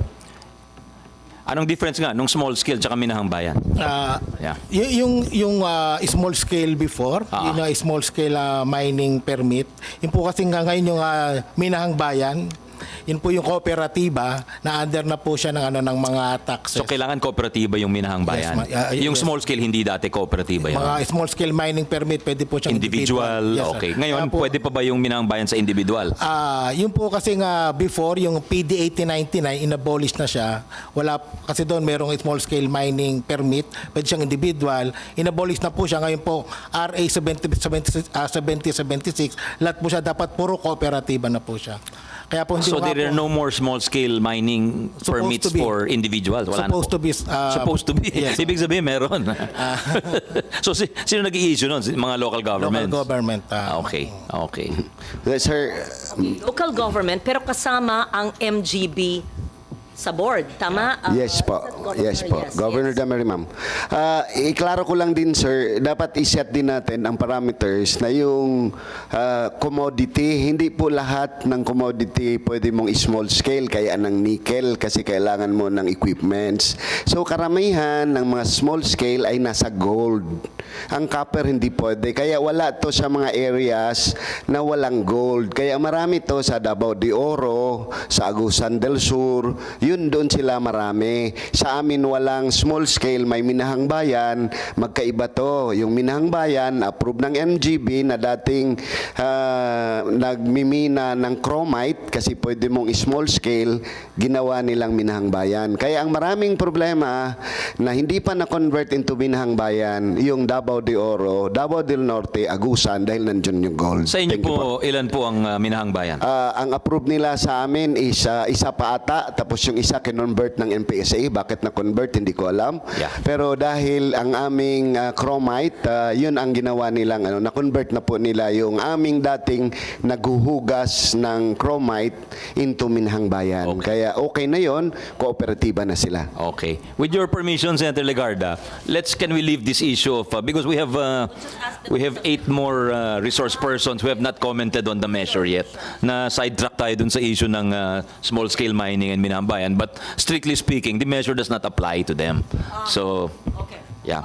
May we request the MGB and the DOF to put their figures together and submit to the committee the minahang bayan and or the small scale, and to ascertain, DOF, whether indeed they do not pay national taxation and only to local governments, and under this proposed measure to revise or amend the existing tax regime on mining, are we certain it will not be affected? So that's what we want to know. That's why I asked, Mr. Chair, for definition of terms, because maaring iba yung minahang bayan, because in the website of DNR, it says minahang bayan refers to a common area where small-scale miners are permitted. So iba ba yan? Tapos, how do we define that in this new measure or revised measure? Baka mamaya ma-cover na sila. Just to be clear and place it on the record, the concern of Senator Legarda, Yusek, and Engineer Mateo, yung minahang bayan and small-scale mining will not be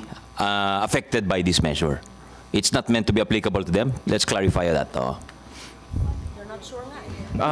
Mr. Chair, dun sa House Bill version, there is a provision there that that yung sale of gold will be subject to a 0.1% tax. However, in the DOF version, we don't have that provision. Ano? But what 0.1% tax rate What on the provision is sale of gold to BSP. Which provision is that?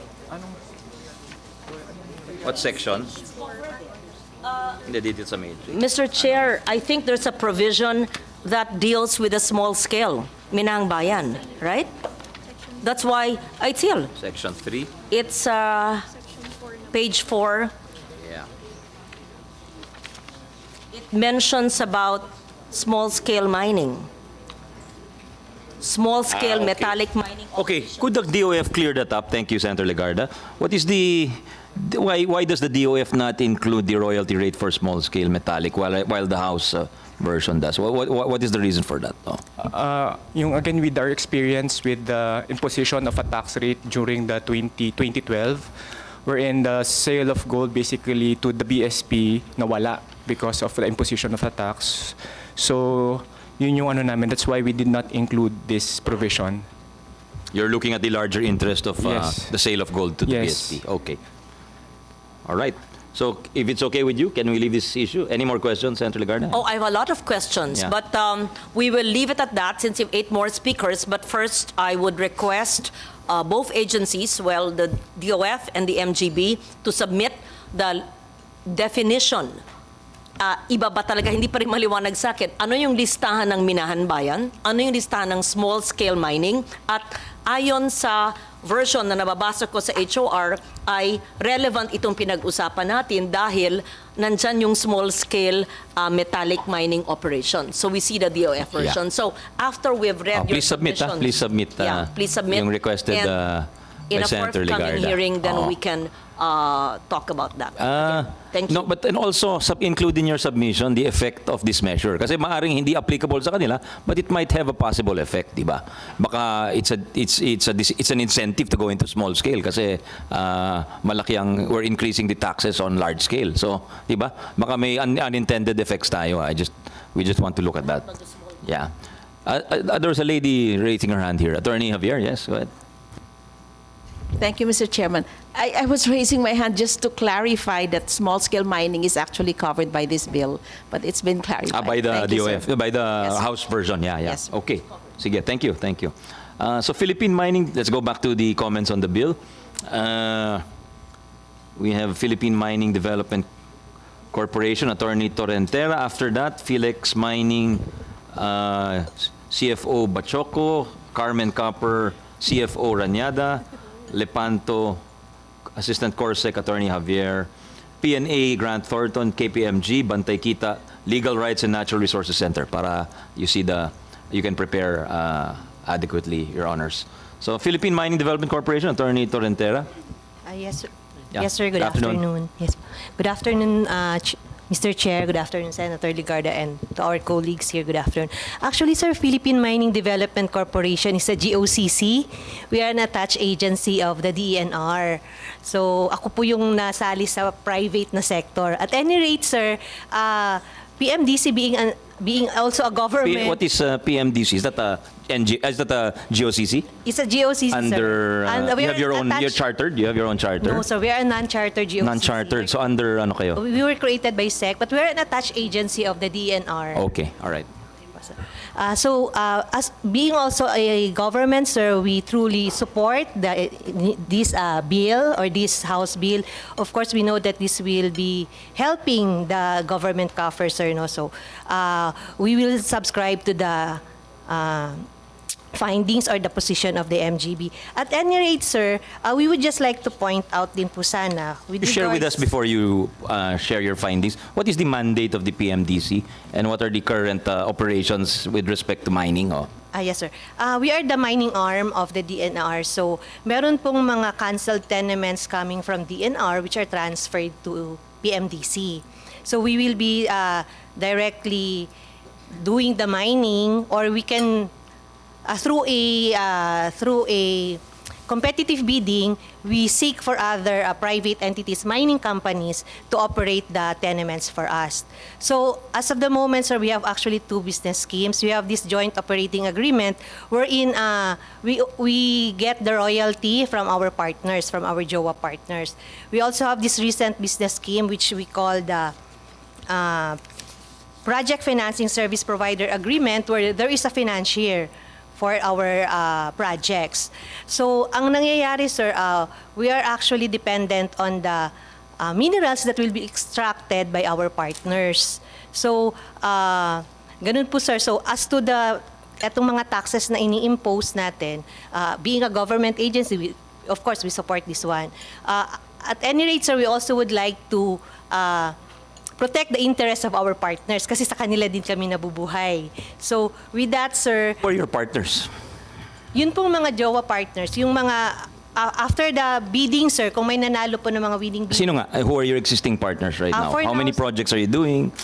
Sino yung existing partners ninyo? What is the status of this? How much do you remit to the government? How much income do they produce? What is the benefit of the government from all of these arrangements? Yes, sir. As of now, sir, yung namin is our partner with Amphil. They are in Dinagat, sa Dinagat po na yes, governance sa Dinagat. So, as to the income, sir, shared income, but we do remit to the national government. Can you submit a report na lang on all your partnerships existing? Yes, sir. So we know about your operations. Yes, sir. Kasi, sir, as of now, with our partners, some of them are still in the exploration stage. So when we say exploration stage, wala pa po kasing income talaga. But what is your mandate? Your mandate is to explore or to produce income? To produce, basically, sir, to produce income to help the government. Yeah, from exploration or from actual extraction? From exploration, development, and utilization of the tenements. Okay. Mr. Chair, Governor Demeray. Yes, Governor. Yung PMDC na sa amin, and they own properties, yung mga mai-embargo ng DNR, kumikita sila dahil yung partner nila bago magsimula, magbayad sa kanila through bidding. So yun ang nire-remit nila sa national government. For example, in Dinagat, they have around 17,000 hectares na bago nagsimula yung FTEA, and the foreigner can own 100%. Put up the money for the financial technical agreement, assistance agreement with the PMDC. I think ang pinakamalaki nilang property is in Batong Buhay, in Diwalwal.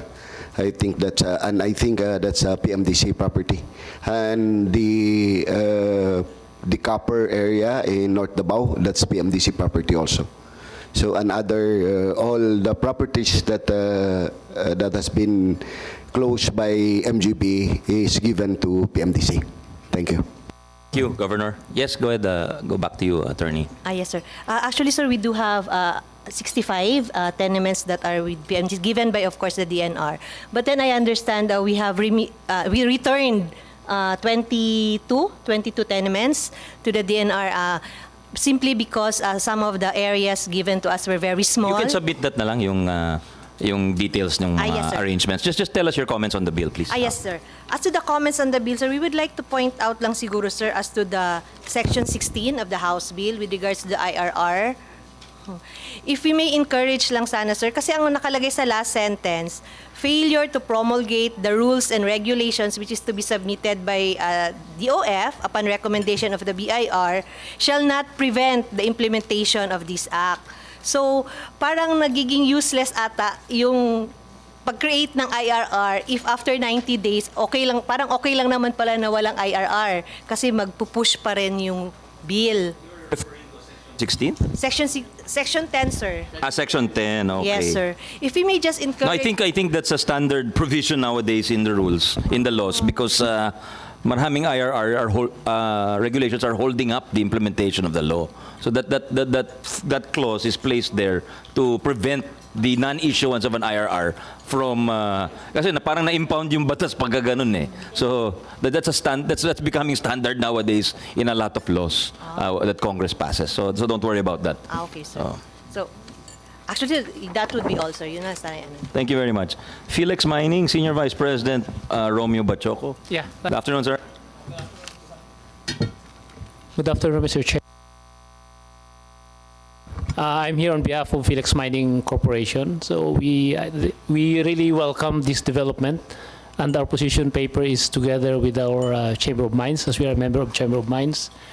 And I think this is very timely for us. We hope that this bill will be passed, as this will address the concerns of some of the investors or lenders alike, that there's certainty into the tax regime of the mining industry. And I would like to highlight that especially for Felix Mining, where we are now in the middle of development of our Silangan project, gold copper project in Surigao del Norte.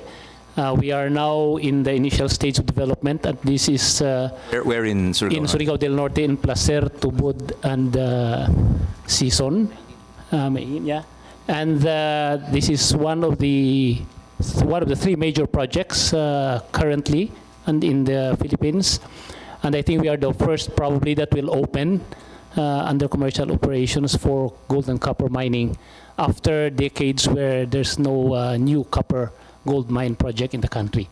So we welcome this development, that this House bill will be enacted, and hopefully that once this is acted, it will provide confidence and encouragement not only to lenders but also to investors.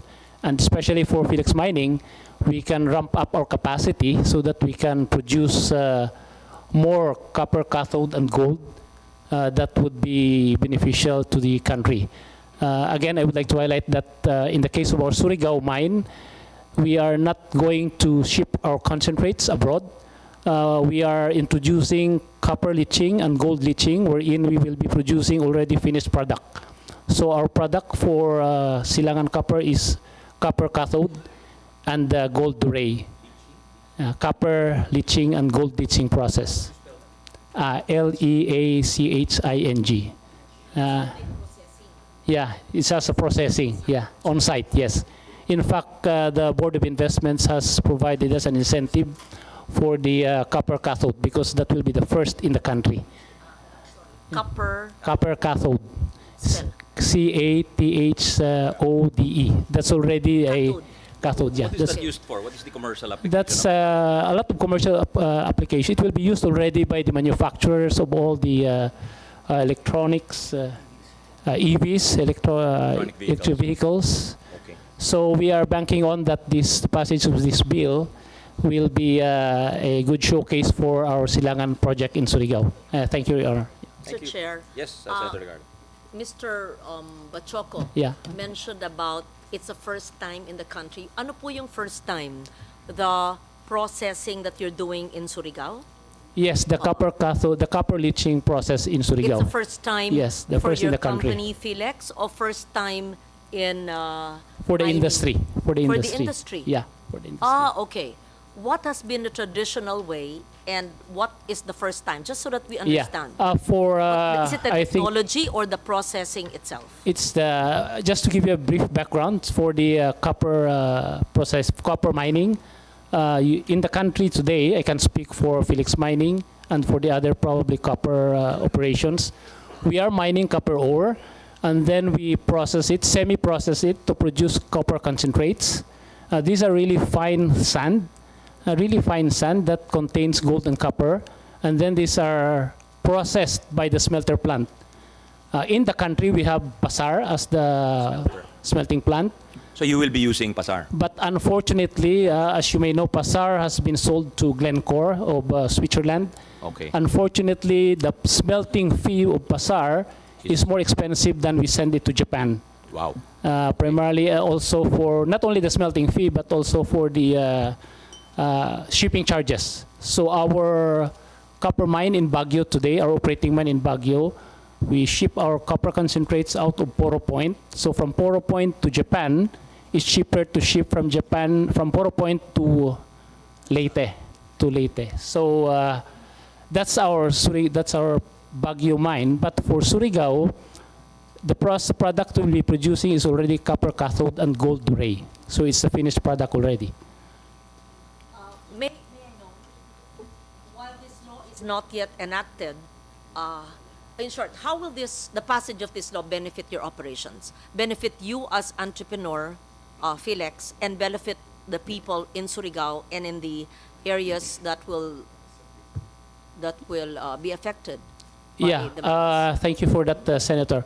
Well, Silangan project requires a significant amount of investment. Originally, this is public information, we require about $760 million to start up the project. Now, we went to do fundraising for 2 years during the early 2020-2021, and we did not get any money from abroad, primarily because they said that there's no certainty. One of the reasons is there's no certainty in the tax regime, et cetera, et cetera. And we raised our fund locally now on a smaller scale. That's why we're able to raise to start the project now. And with this start of Silangan, which will start commercial operation in 2025, the local government, the economy, will significantly benefit from that through employment, local taxes, national taxes, payment of national taxes to the government. Spending going to spend 42 billion pesos? The budget that we are spending now is $224 million. You mentioned 760. That's 42 That's for billion the pesos. original. That's the original scale. I see. Oh, see. Since You we were scaled not it down. Yeah. What did you change to scale We it trimmed down? it down to a lower capacity, but hoping that once we start operations, new money will come in terms of investments, and we will be able to ramp up capacity than what we wanted it to be. So thank you, Your Honor. Yeah. Is not yet enacted, how will you be adversely affected, if any? None at the moment because we have already completed our fundraising. So, but the enactment of this House bill will only strengthen and give us more benefit later on as new money will come in the form of new credit or investors. Debt or equity, the new financing? The new financing that will come in later on, it can be equity or No, debt. but the existing financing. The existing is equity and debt. Okay. Yeah. Local or foreign investors? We were able to raise it locally. Yeah, locally, from local banks. Yeah. Okay. Can we hear from, are you done, sir? Yeah, thank you. Thank you very much, Thank sir. you. Thank you very much. Carmen Copper Corporation Chief Finance Officer Rojardo Ranyada. Yeah. Thank you, Mr. Chairman, and good afternoon. Thank you for having us. And for Carmen Copper, we're here to support the position paper laid out by the Chamber of Mines, which we believe this is, to us, equitable to everyone, especially to the incoming investors, that will help, fund any development, particularly the large mining copper companies. That will be all, Mr. Chairman. Usap kami ni Senator Legarda. Ulitin mo lahat, de, joke lang. Just summarize. We're here to support, actually, the position paper laid down by the Chamber of Mines because we believe this is equitable to everyone. And again, this will put stability, especially to us, large-scale miners who needs the funds, as mentioned by our colleague. So we hope that this will be passed the soonest. Thank you. Can we hear from Lepanto Vice President Attorney Javier? Yes. Thank you. We are adopting the position paper of the Chamber of Mines, but may I just add one thing? This is on page 6 about the interest expenses. There is a cap. The interest rate shall, yes, sir. It's section 3G.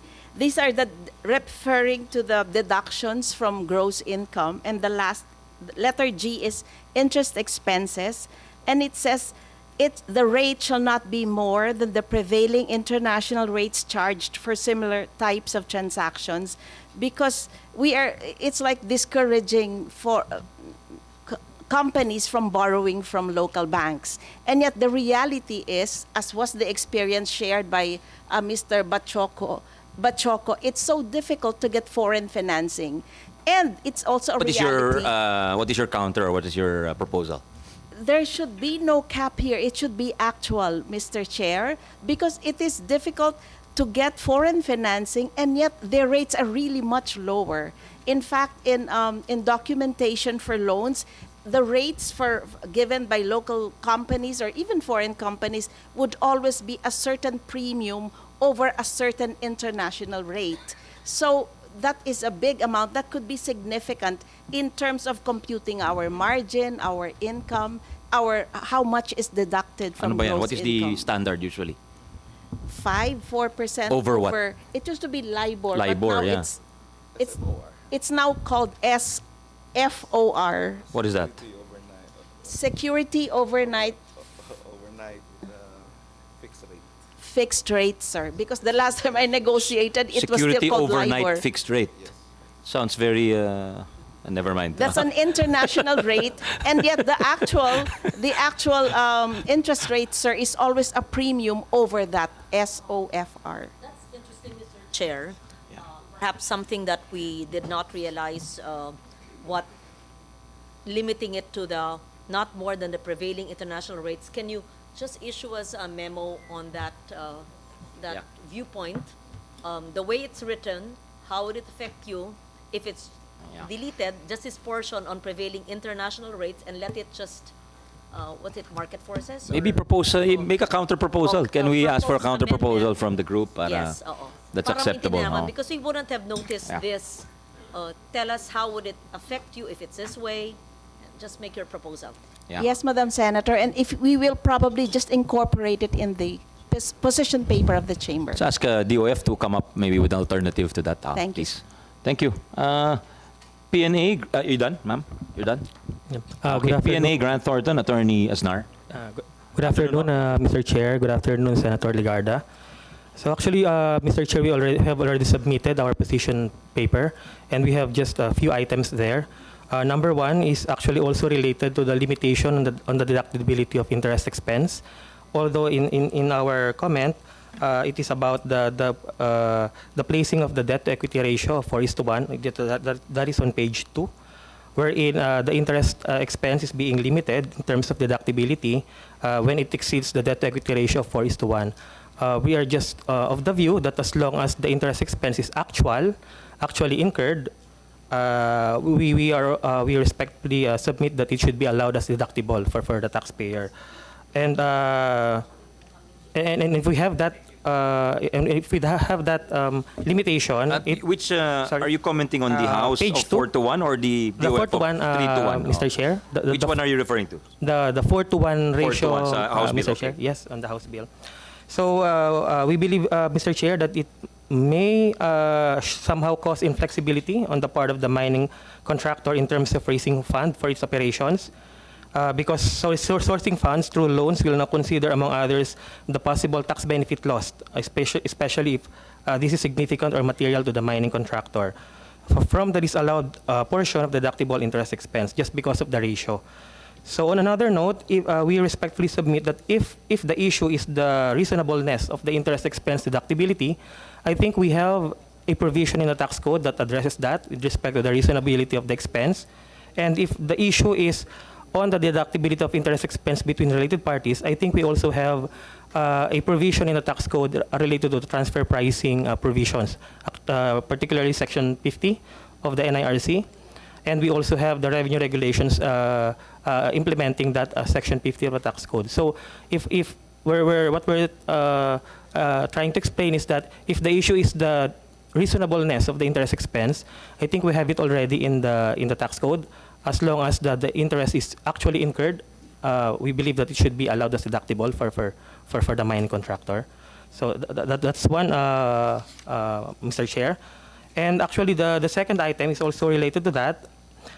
If ever that the debt to equity ratio is retained in the proposed House bill, we would like to seek clarification on the definition of debt and equity for the purpose of computing the debt to equity ratio, because in the House bill, it's also in page 2, it defined debt and equity as the greatest amount. So they inserted, it says here the greatest amount, but what about if it's not the greatest amount, but it still exceeds the 4:1 ratio?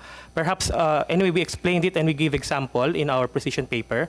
We just wish to seek clarification on that, and perhaps that could be considered so that it will clarify on how to compute the limitation for interest expense Well, it's still the greatest amount, di ba? Yes, that will it says apply it in your greatest yeah. That's the upper limit of your interest expense deduction.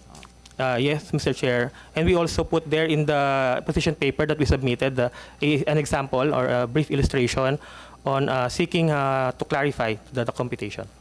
Thank you, Mr. Chair. Salamat po, Attorney Asnar. KPMG, Head of Tax, Carmela Peralta. Yeah, good afternoon, ma'am. Good afternoon, Mr. Chair. Thank you very much for giving me this opportunity. I truly support po the exercise that we're having right now, no, to come up with a clearer, better tax regulatory framework for the industry. No, it's about time that that the Philippines will have something like this. And I do believe that a tax measure, to be a very effective and successful one in generating revenues or in inviting, no, attracting foreign investors, it has to be clear, no, which is what the industry wants, no, that clarity. So I echo what my counterpart at PNA has said, no, about the formula, no, for calculating debt to equity ratio, because it seems there is aside from what he said, there seems to be an adjustment in the calculation of the debt, because debt on which no interest is payable will now be considered as part of equity, maybe following accounting standards, no, but I think there has to be clarity in the law. Also, it is not clear if the debt to equity ratio will cover all types of debts, no, even third party debts, no, because typically thin capitalization matters are raised with respect to related party transactions. Now, I've heard a mining company that has obtained debt from a local bank. Will that debt from the local bank be considered in calculating the debt-to-equity ratio? Why wouldn't it be considered? I mean, that's a question po that Yeah. I think will be addressed in the TWG. No, but you're asking the question. But my counter question is, why wouldn't it be considered? It's debt. Because po, when you have a debt-to-equity ratio that is beyond the acceptable ones, normally ho kasi the interest expense can be claimed as a deduction. Yeah, but if the interest expense will be disallowed, no, so aakyat po yung taxable income for purposes of the regular corporate income tax po nung Yan ang gusto ng gobyerno. Oo. So yun, but I do understand din po that the formula for carving out related party debts is difficult to define. Yun. DOF, anything there? Related party debts? I assume it's kasama siya, di ba? Lahat ng klaseng debt kasama sa ratio, di ba? Why would it be excluded? I'm just, maybe there's something I'm missing here. Exclude po yung third party, Third party, hindi ba kasi nasama yun usually? Pwede namang isama po. Wait, Depending on... can you give me a scenario? I just want to clarify. What's the No, scenario? because there are some entities that have sought Mining company, and then ano yung third party debt? Ano yung third from party a dito? local bank po. From a local bank or from a foreign So bank. creditor niya yung local bank. Yes. Okay. Nagpahiram siya ng pera. Okay. But sometimes ho kasi the company that gets loans from related parties, no, solely from related parties. Yeah. Tumataas na ho the debt to equity ratio exceeds the normal, the usual one. Yeah. And that company usually without these thin capitalization rules or the cap on the interest expense, that company will be able to deduct out the interest expense for purposes of income tax. Yeah, but that's precisely, I think, what they're guarding against, Yes. di ba? Pero That's why they have this ratio. Because, yes po. I agree po with the principle. Pero I think ang pinapasok po natin lahat in the calculation is all types of debt. So kahit purely local third party debt. But what's the argument for not including it? For not including, because actually what we're trying to in other regimes, no, what we're trying to ensure is that the related party transaction is not given undue advantage by having an interest expense deduction. But local third-party debts, third-party loans, where you have really arm's length pricing there, no, because the interest rates are because of negotiations, no, driven by market forces. I think taxpayers will need the support naman to claim a deduction for the actual interest payments. Yun. Baka that's for something to study. Sige, get back na lang to us para you can study it adequately. And then, sorry lang po. No, go ahead, ma'am. Go ahead, please. To address lang po yung concern ni Attorney Javier, maybe to simplify the language in that particular section, maybe we could just say arm's length pricing rather than rates fixed by international standards. Kasi it really depends on the situs where you have the debt incurred. Then yun po, yung parang it's the clarity that maybe the industry will require. So, committee is open to other language if you want to provide, and then we'll run it by the DOF. Ha? So Sige, yun lang okay. po, sir. Thank you po. Consultant Angela Asuncion. Magandang hapon po. Hello. Thank you so much, Senator, for this opportunity to be with you all today. Bantay Kita is the Philippines' national coalition engaging with the Extractive Industries Transparency Initiative, and we work directly with the communities hosting large-scale mining. We haven't submitted a formal position letter, but we will after this hearing. So the current House bill calls to decrease royalty on operations within mineral reservations from 5% to 4%, which will reduce the mining collections enjoyed by host communities. Mineral reservation areas are located in areas where majority of the nation's nickel reserves lie. These areas are also host to some of the Philippines' most biodiverse ecosystems and remain amongst the most climate vulnerable and economically marginalized, with large-scale mining provinces in the Philippines hosting the highest poverty incidences. As we know, the global energy transition has led to a skyrocketing demand at the international level for transition minerals such as nickel, which are the minerals necessary to produce renewable energy in electric vehicles. With global nickel demand set to surge by 60 to 70% to meet the Paris Climate Agreements, the Philippines, ranking as the second largest nickel ore producer, faces profound socio-environmental challenges and opportunities. However, the proposed mining bill will challenge the current weaknesses of the government in the proper implementation of social, environmental, and economic policies to protect mining-affected communities from the loss of critical climate mitigating ecosystems and livelihoods. We're also curious to know the rationale behind the identification of the 35% margin under the windfall tax, as the BIR's analysis of the average income margin of mining operations stands at 22%. We're more in line with the DOF's provision, which is at 26% currently. We also agree with the recommendations for fewer tiers within the windfall tax threshold to decrease complexity. And alongside the enactment of a new mining tax fiscal regime, we believe that the proper harmonization between government agencies is needed within the effective implementation of legislative, social, environmental, economic, and wealth sharing safeguards to protect and empower frontline Indigenous and local communities hosting these transition minerals. And lastly, we also agree that new valuation and taxation mechanisms for minerals need to be created in alignment with the increasing demand for transition minerals. For example, to take advantage of taxation provisions for higher grade nickel or cobalt exports, such as once nickel is processed into mixed nickel cobalt sulfide. Thank you so much. With that concept, transition minerals, what does that mean? So transition minerals are the minerals necessary to produce renewable energy and technologies, such as electric vehicles. So under the Paris Agreement, which is a legally binding instrument at the international level under the UN, 196 countries have agreed to reduce their climate greenhouse gas emissions. So transition minerals are the raw materials necessary to produce these renewable energies. Thank you. Thank you. Thank you. Can we hear from Legal Rights and Natural Resources Center, Senior Legal Representative Ryan J. Rosset? Good afternoon. Afternoon. Thank you, Mr. Chair. So just to add to the what has already been said. First, just 4 points. First is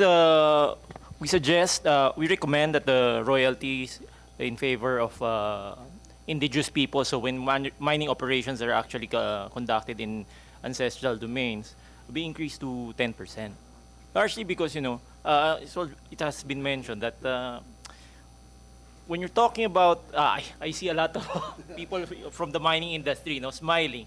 But when you're talking about mining operations, it really destroys the lands of indigenous peoples. And also there are a lot of social costs and externalities. We're just not talking about revenues here, but you're talking about social costs being suffered by the community, by talking about health. You're talking about costs on farmland and agriculture, and these actually add up. And eventually, the indigenous peoples can no longer essentially, they're actually deprived of their ways of living. So that's one point. Secondly, also in the aspect of windfall tax. So on the aspect of windfall tax, we propose an increase on the windfall tax, because I think in Australia the rate is actually 30% on the windfall tax. Thirdly, on the matter of we want to incentivize mining companies getting loans or sources of money for operations from local banks, but based on our experience, foreign banks actually have more stringent standards when it comes to accountability mechanisms. So especially those who are actually members of OECD. So in terms of the perspective of the community, if we can actually make or stop the flow of money from into the mining operations, because of when talking about mining, there are a lot of intersections. For instance, on violations of human rights violations. And lastly, what else? Oh, it was also mentioned that the mining operations contribute significantly to the lives of the local communities, but actually, there was a study that the poorest communities, no, the mining communities are actually the poorest communities. They don't actually benefit from these mining operations. There. We will, yeah.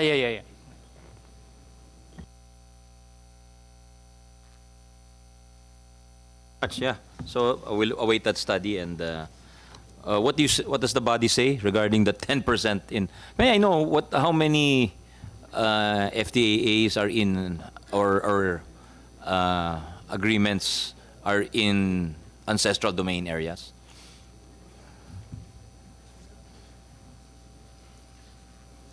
Do you have that data, Yusek? Mr. Chair, I'll wait for the answer of the MGB. But for collection IP, we have here in 2022, it's 630.8 million.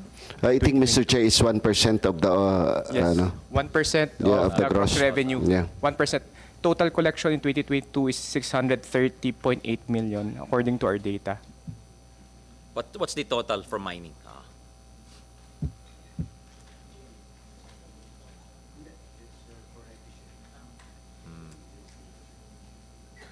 For 2022 total taxes, including local government taxes, it's... Ilan to? Yet before, Mr. Chair, before the DOF, I think the Chamber of Mines also forget that they are paying corporate income tax that is 33%. Yeah. So that's why we are considering you, because you are paying 33% of your corporate income tax from the net profit that you have. Unfair din kung dagdagan pa natin kasi may corporate income tax pa sila na 33%. Lower to 2,500 create, no? Yeah. So yung figures yan, Yusek, kasama ho ba ang CIT? For total taxes paid to the national government, it's 24.8 billion in 2022. Out of that 24.8 billion, corporate income tax 11.1 billion, almost half. Okay. But does it include RPT, things like that? Real property tax, we have collection. Local government tax, real property. No, just to be clear what we're talking about. What is the pie? What is the pie? What comprises the pie? Kasama ho ba yung RPT? Kasama? For the national tax, doesn't include RPT. So RPT is a local tax. So hindi ka kasama yung local tax? Yes. Purely national? If we compute the local government taxes for the same year, 2022, it's 6.1 billion pesos. This is for local government taxes paid by mining companies. So a total of 30 plus? Yes, 31 billion. Almost 31 billion from the industry? Yes. Kasama na doon yung sinasabi nila chamber na... SDMP? Yung ano ang tawag? SDMP, Social Development. So no. how do we quantify that? Do we have figures for that? In the mining law, 1995 mining law, it's not considered as a tax. Yeah, but it's that's not something that redounds to communities. So it's maybe not And Mr. Chair, that's 1.5% of the operating costs, and that's a lot. And the EPEP is not also included. That's around 2% of the whole cost. Environmental Protection and Enhancement Program. That's EPEP. magkano yun? That's around 2% if you're going to compute that of the operating costs.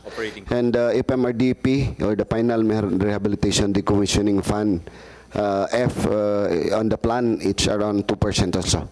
Why are you so knowledgeable, Governor? Because I'm in a mining province, so I know where to strike the balance. That's why what we wanted, we support. What we wanted is retention and increase of the share, because we understand that they do pay a lot of taxes as well. What is FDC ho? What is FDC? Yung huli? Ano, FMRDP po. Ha? FMRDP, Final Mine Rehabilitation Decommissioning Fund. And plan. That's plan and fund. Yung sinasabi ni kanina, that they are paying before they start, they have to pay. So they have, that's an escrow. One-time payment. No, it's a progressive. So you start in your plan, you put up the funds already as an escrow, then every year you put something if you ship out. Maganda nga akong spokesperson siguro ng Chamber of Mines. Thank you very much. Parang may spokesperson na kayo. At least may local Senator, chapter na kayo ng Dinagat. just to add to that, Senator, Yes, please, under the FMRDP or the mining companies like us, once we close the mine, we are required to maintain the mine and rehabilitate it for 10 years Right. to keep it back to where it was before, Okay. before we turn over to the government. Please inform the committee kasi Yeah. hindi naman natin Yeah, so I linya think- yan. Please inform us what are all these obligations Yeah. para we can factor it in. It factors into our Yes. final formulation. So just to add to what Governor is saying, so we are rehabilitating the closed mine and spend the money, and the money is secured in a land bank trust account. Okay. We cannot touch from day POF, one. yeah. Thank you. Mr. Chair, we have data from the EITI for the SDMP, and again, yung EITI only covers a certain percentage of the total population. So based on their data, annually What does around. that mean? They only cover a certain So this is percentage of the population. only the ones that is submitting data to them. Mines that. So the send data is to them. incomplete in Yes. other words. Okay. Kasi voluntary po sa EITI. All right, eh. all right. Okay. So, from 2012 to 2021, SDMP, 7.1 billion. So, that's around 700. What's the period, sir? 2012 to 2021, Okay. total 7.1 billion. So, that's around 700 million a year. And then there's yung AEPEP, yung Annual Environmental Protection and Enhancement Program. That's 17 billion in 10 years. So, that's almost Same. 1.7 billion a year. Less. What's the period? 2012 to 2021. Okay. And then for the safety and health program, another 1.9 billion pesos. So annually, Yeah, please submit this. Please submit yes, this because we'll submit this to yeah. the committee. Thank you. annually, magkano? Annually for these three programs only that are not considered as tax. So 1.7 plus 700, it's 2.4, around 2.5 billion a year. These are paid directly to the communities. Yes. Okay. Okay. So, okay, I think we've been able to hear from all of our resource persons. Before we wrap up, any other comments from the body? Yeah, Yes, engineer. I just want to add, now this is the total contribution of all operating large-scale mining companies in the Philippines, said 56 metallic mines and 59 non-metallic mines. For the SDMP since 2012 and as of June 2023, the total cost of SDMP, the Social Development and Management Program, which is at least 1.5 of the operating cost, at least 1.5% operating cost, is 31.68 billion. And for the Environmental Protection Enhancement Program, the total as of June 2023 is 386.32 billion.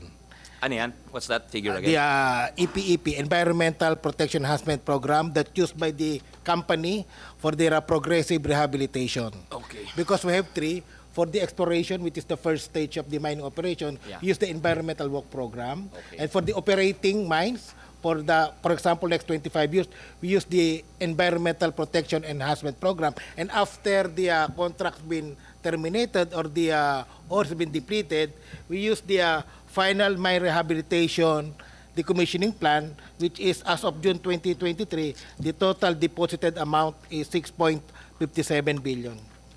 Are you due for retirement soon? Na, Baka i-hire ka ng Chamber of Mines, ha? But anyway, Mr. Chairman, I assume that you have planned to wrap it up. So if I may be allowed, please, attorney, go ahead. just to say that all the numbers, figures that was just presented now, contribution of mining in terms of taxes, in terms of fees, in terms of SDMPs to the communities, in terms of royalties, all these can exponentially increase if mining, responsible and sustainable mining, is allowed to flourish. That's the only thing, Mr. Chairman.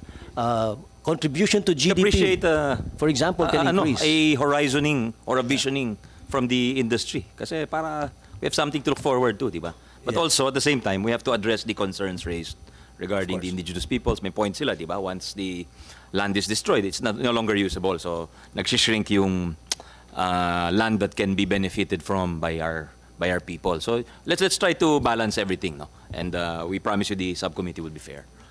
So, and if there are no other... Mr. Chair, just for quick comment. Yes, Attorney, go ahead. Mr. Chair, just this is regarding the terminologies used. On page 2, it says here the tax deductible expense for the interest paid.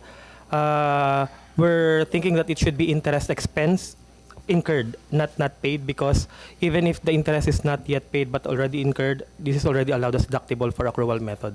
Just as for technical terms. Sige, submit na lang nung Yes. nung language. Okay, thank you, Incurred rather Mr. than Chair. paid. Okay.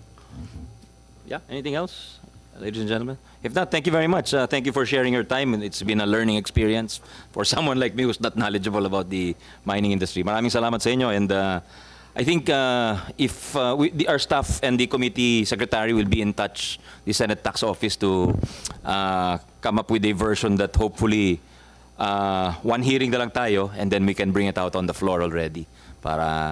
So we're cognizant of the limited number of weeks left in 2024 before the budget comes in, and once the budget comes in, that crowds out other bills. No? So maraming salamat sa inyo. Good afternoon, ladies and gentlemen.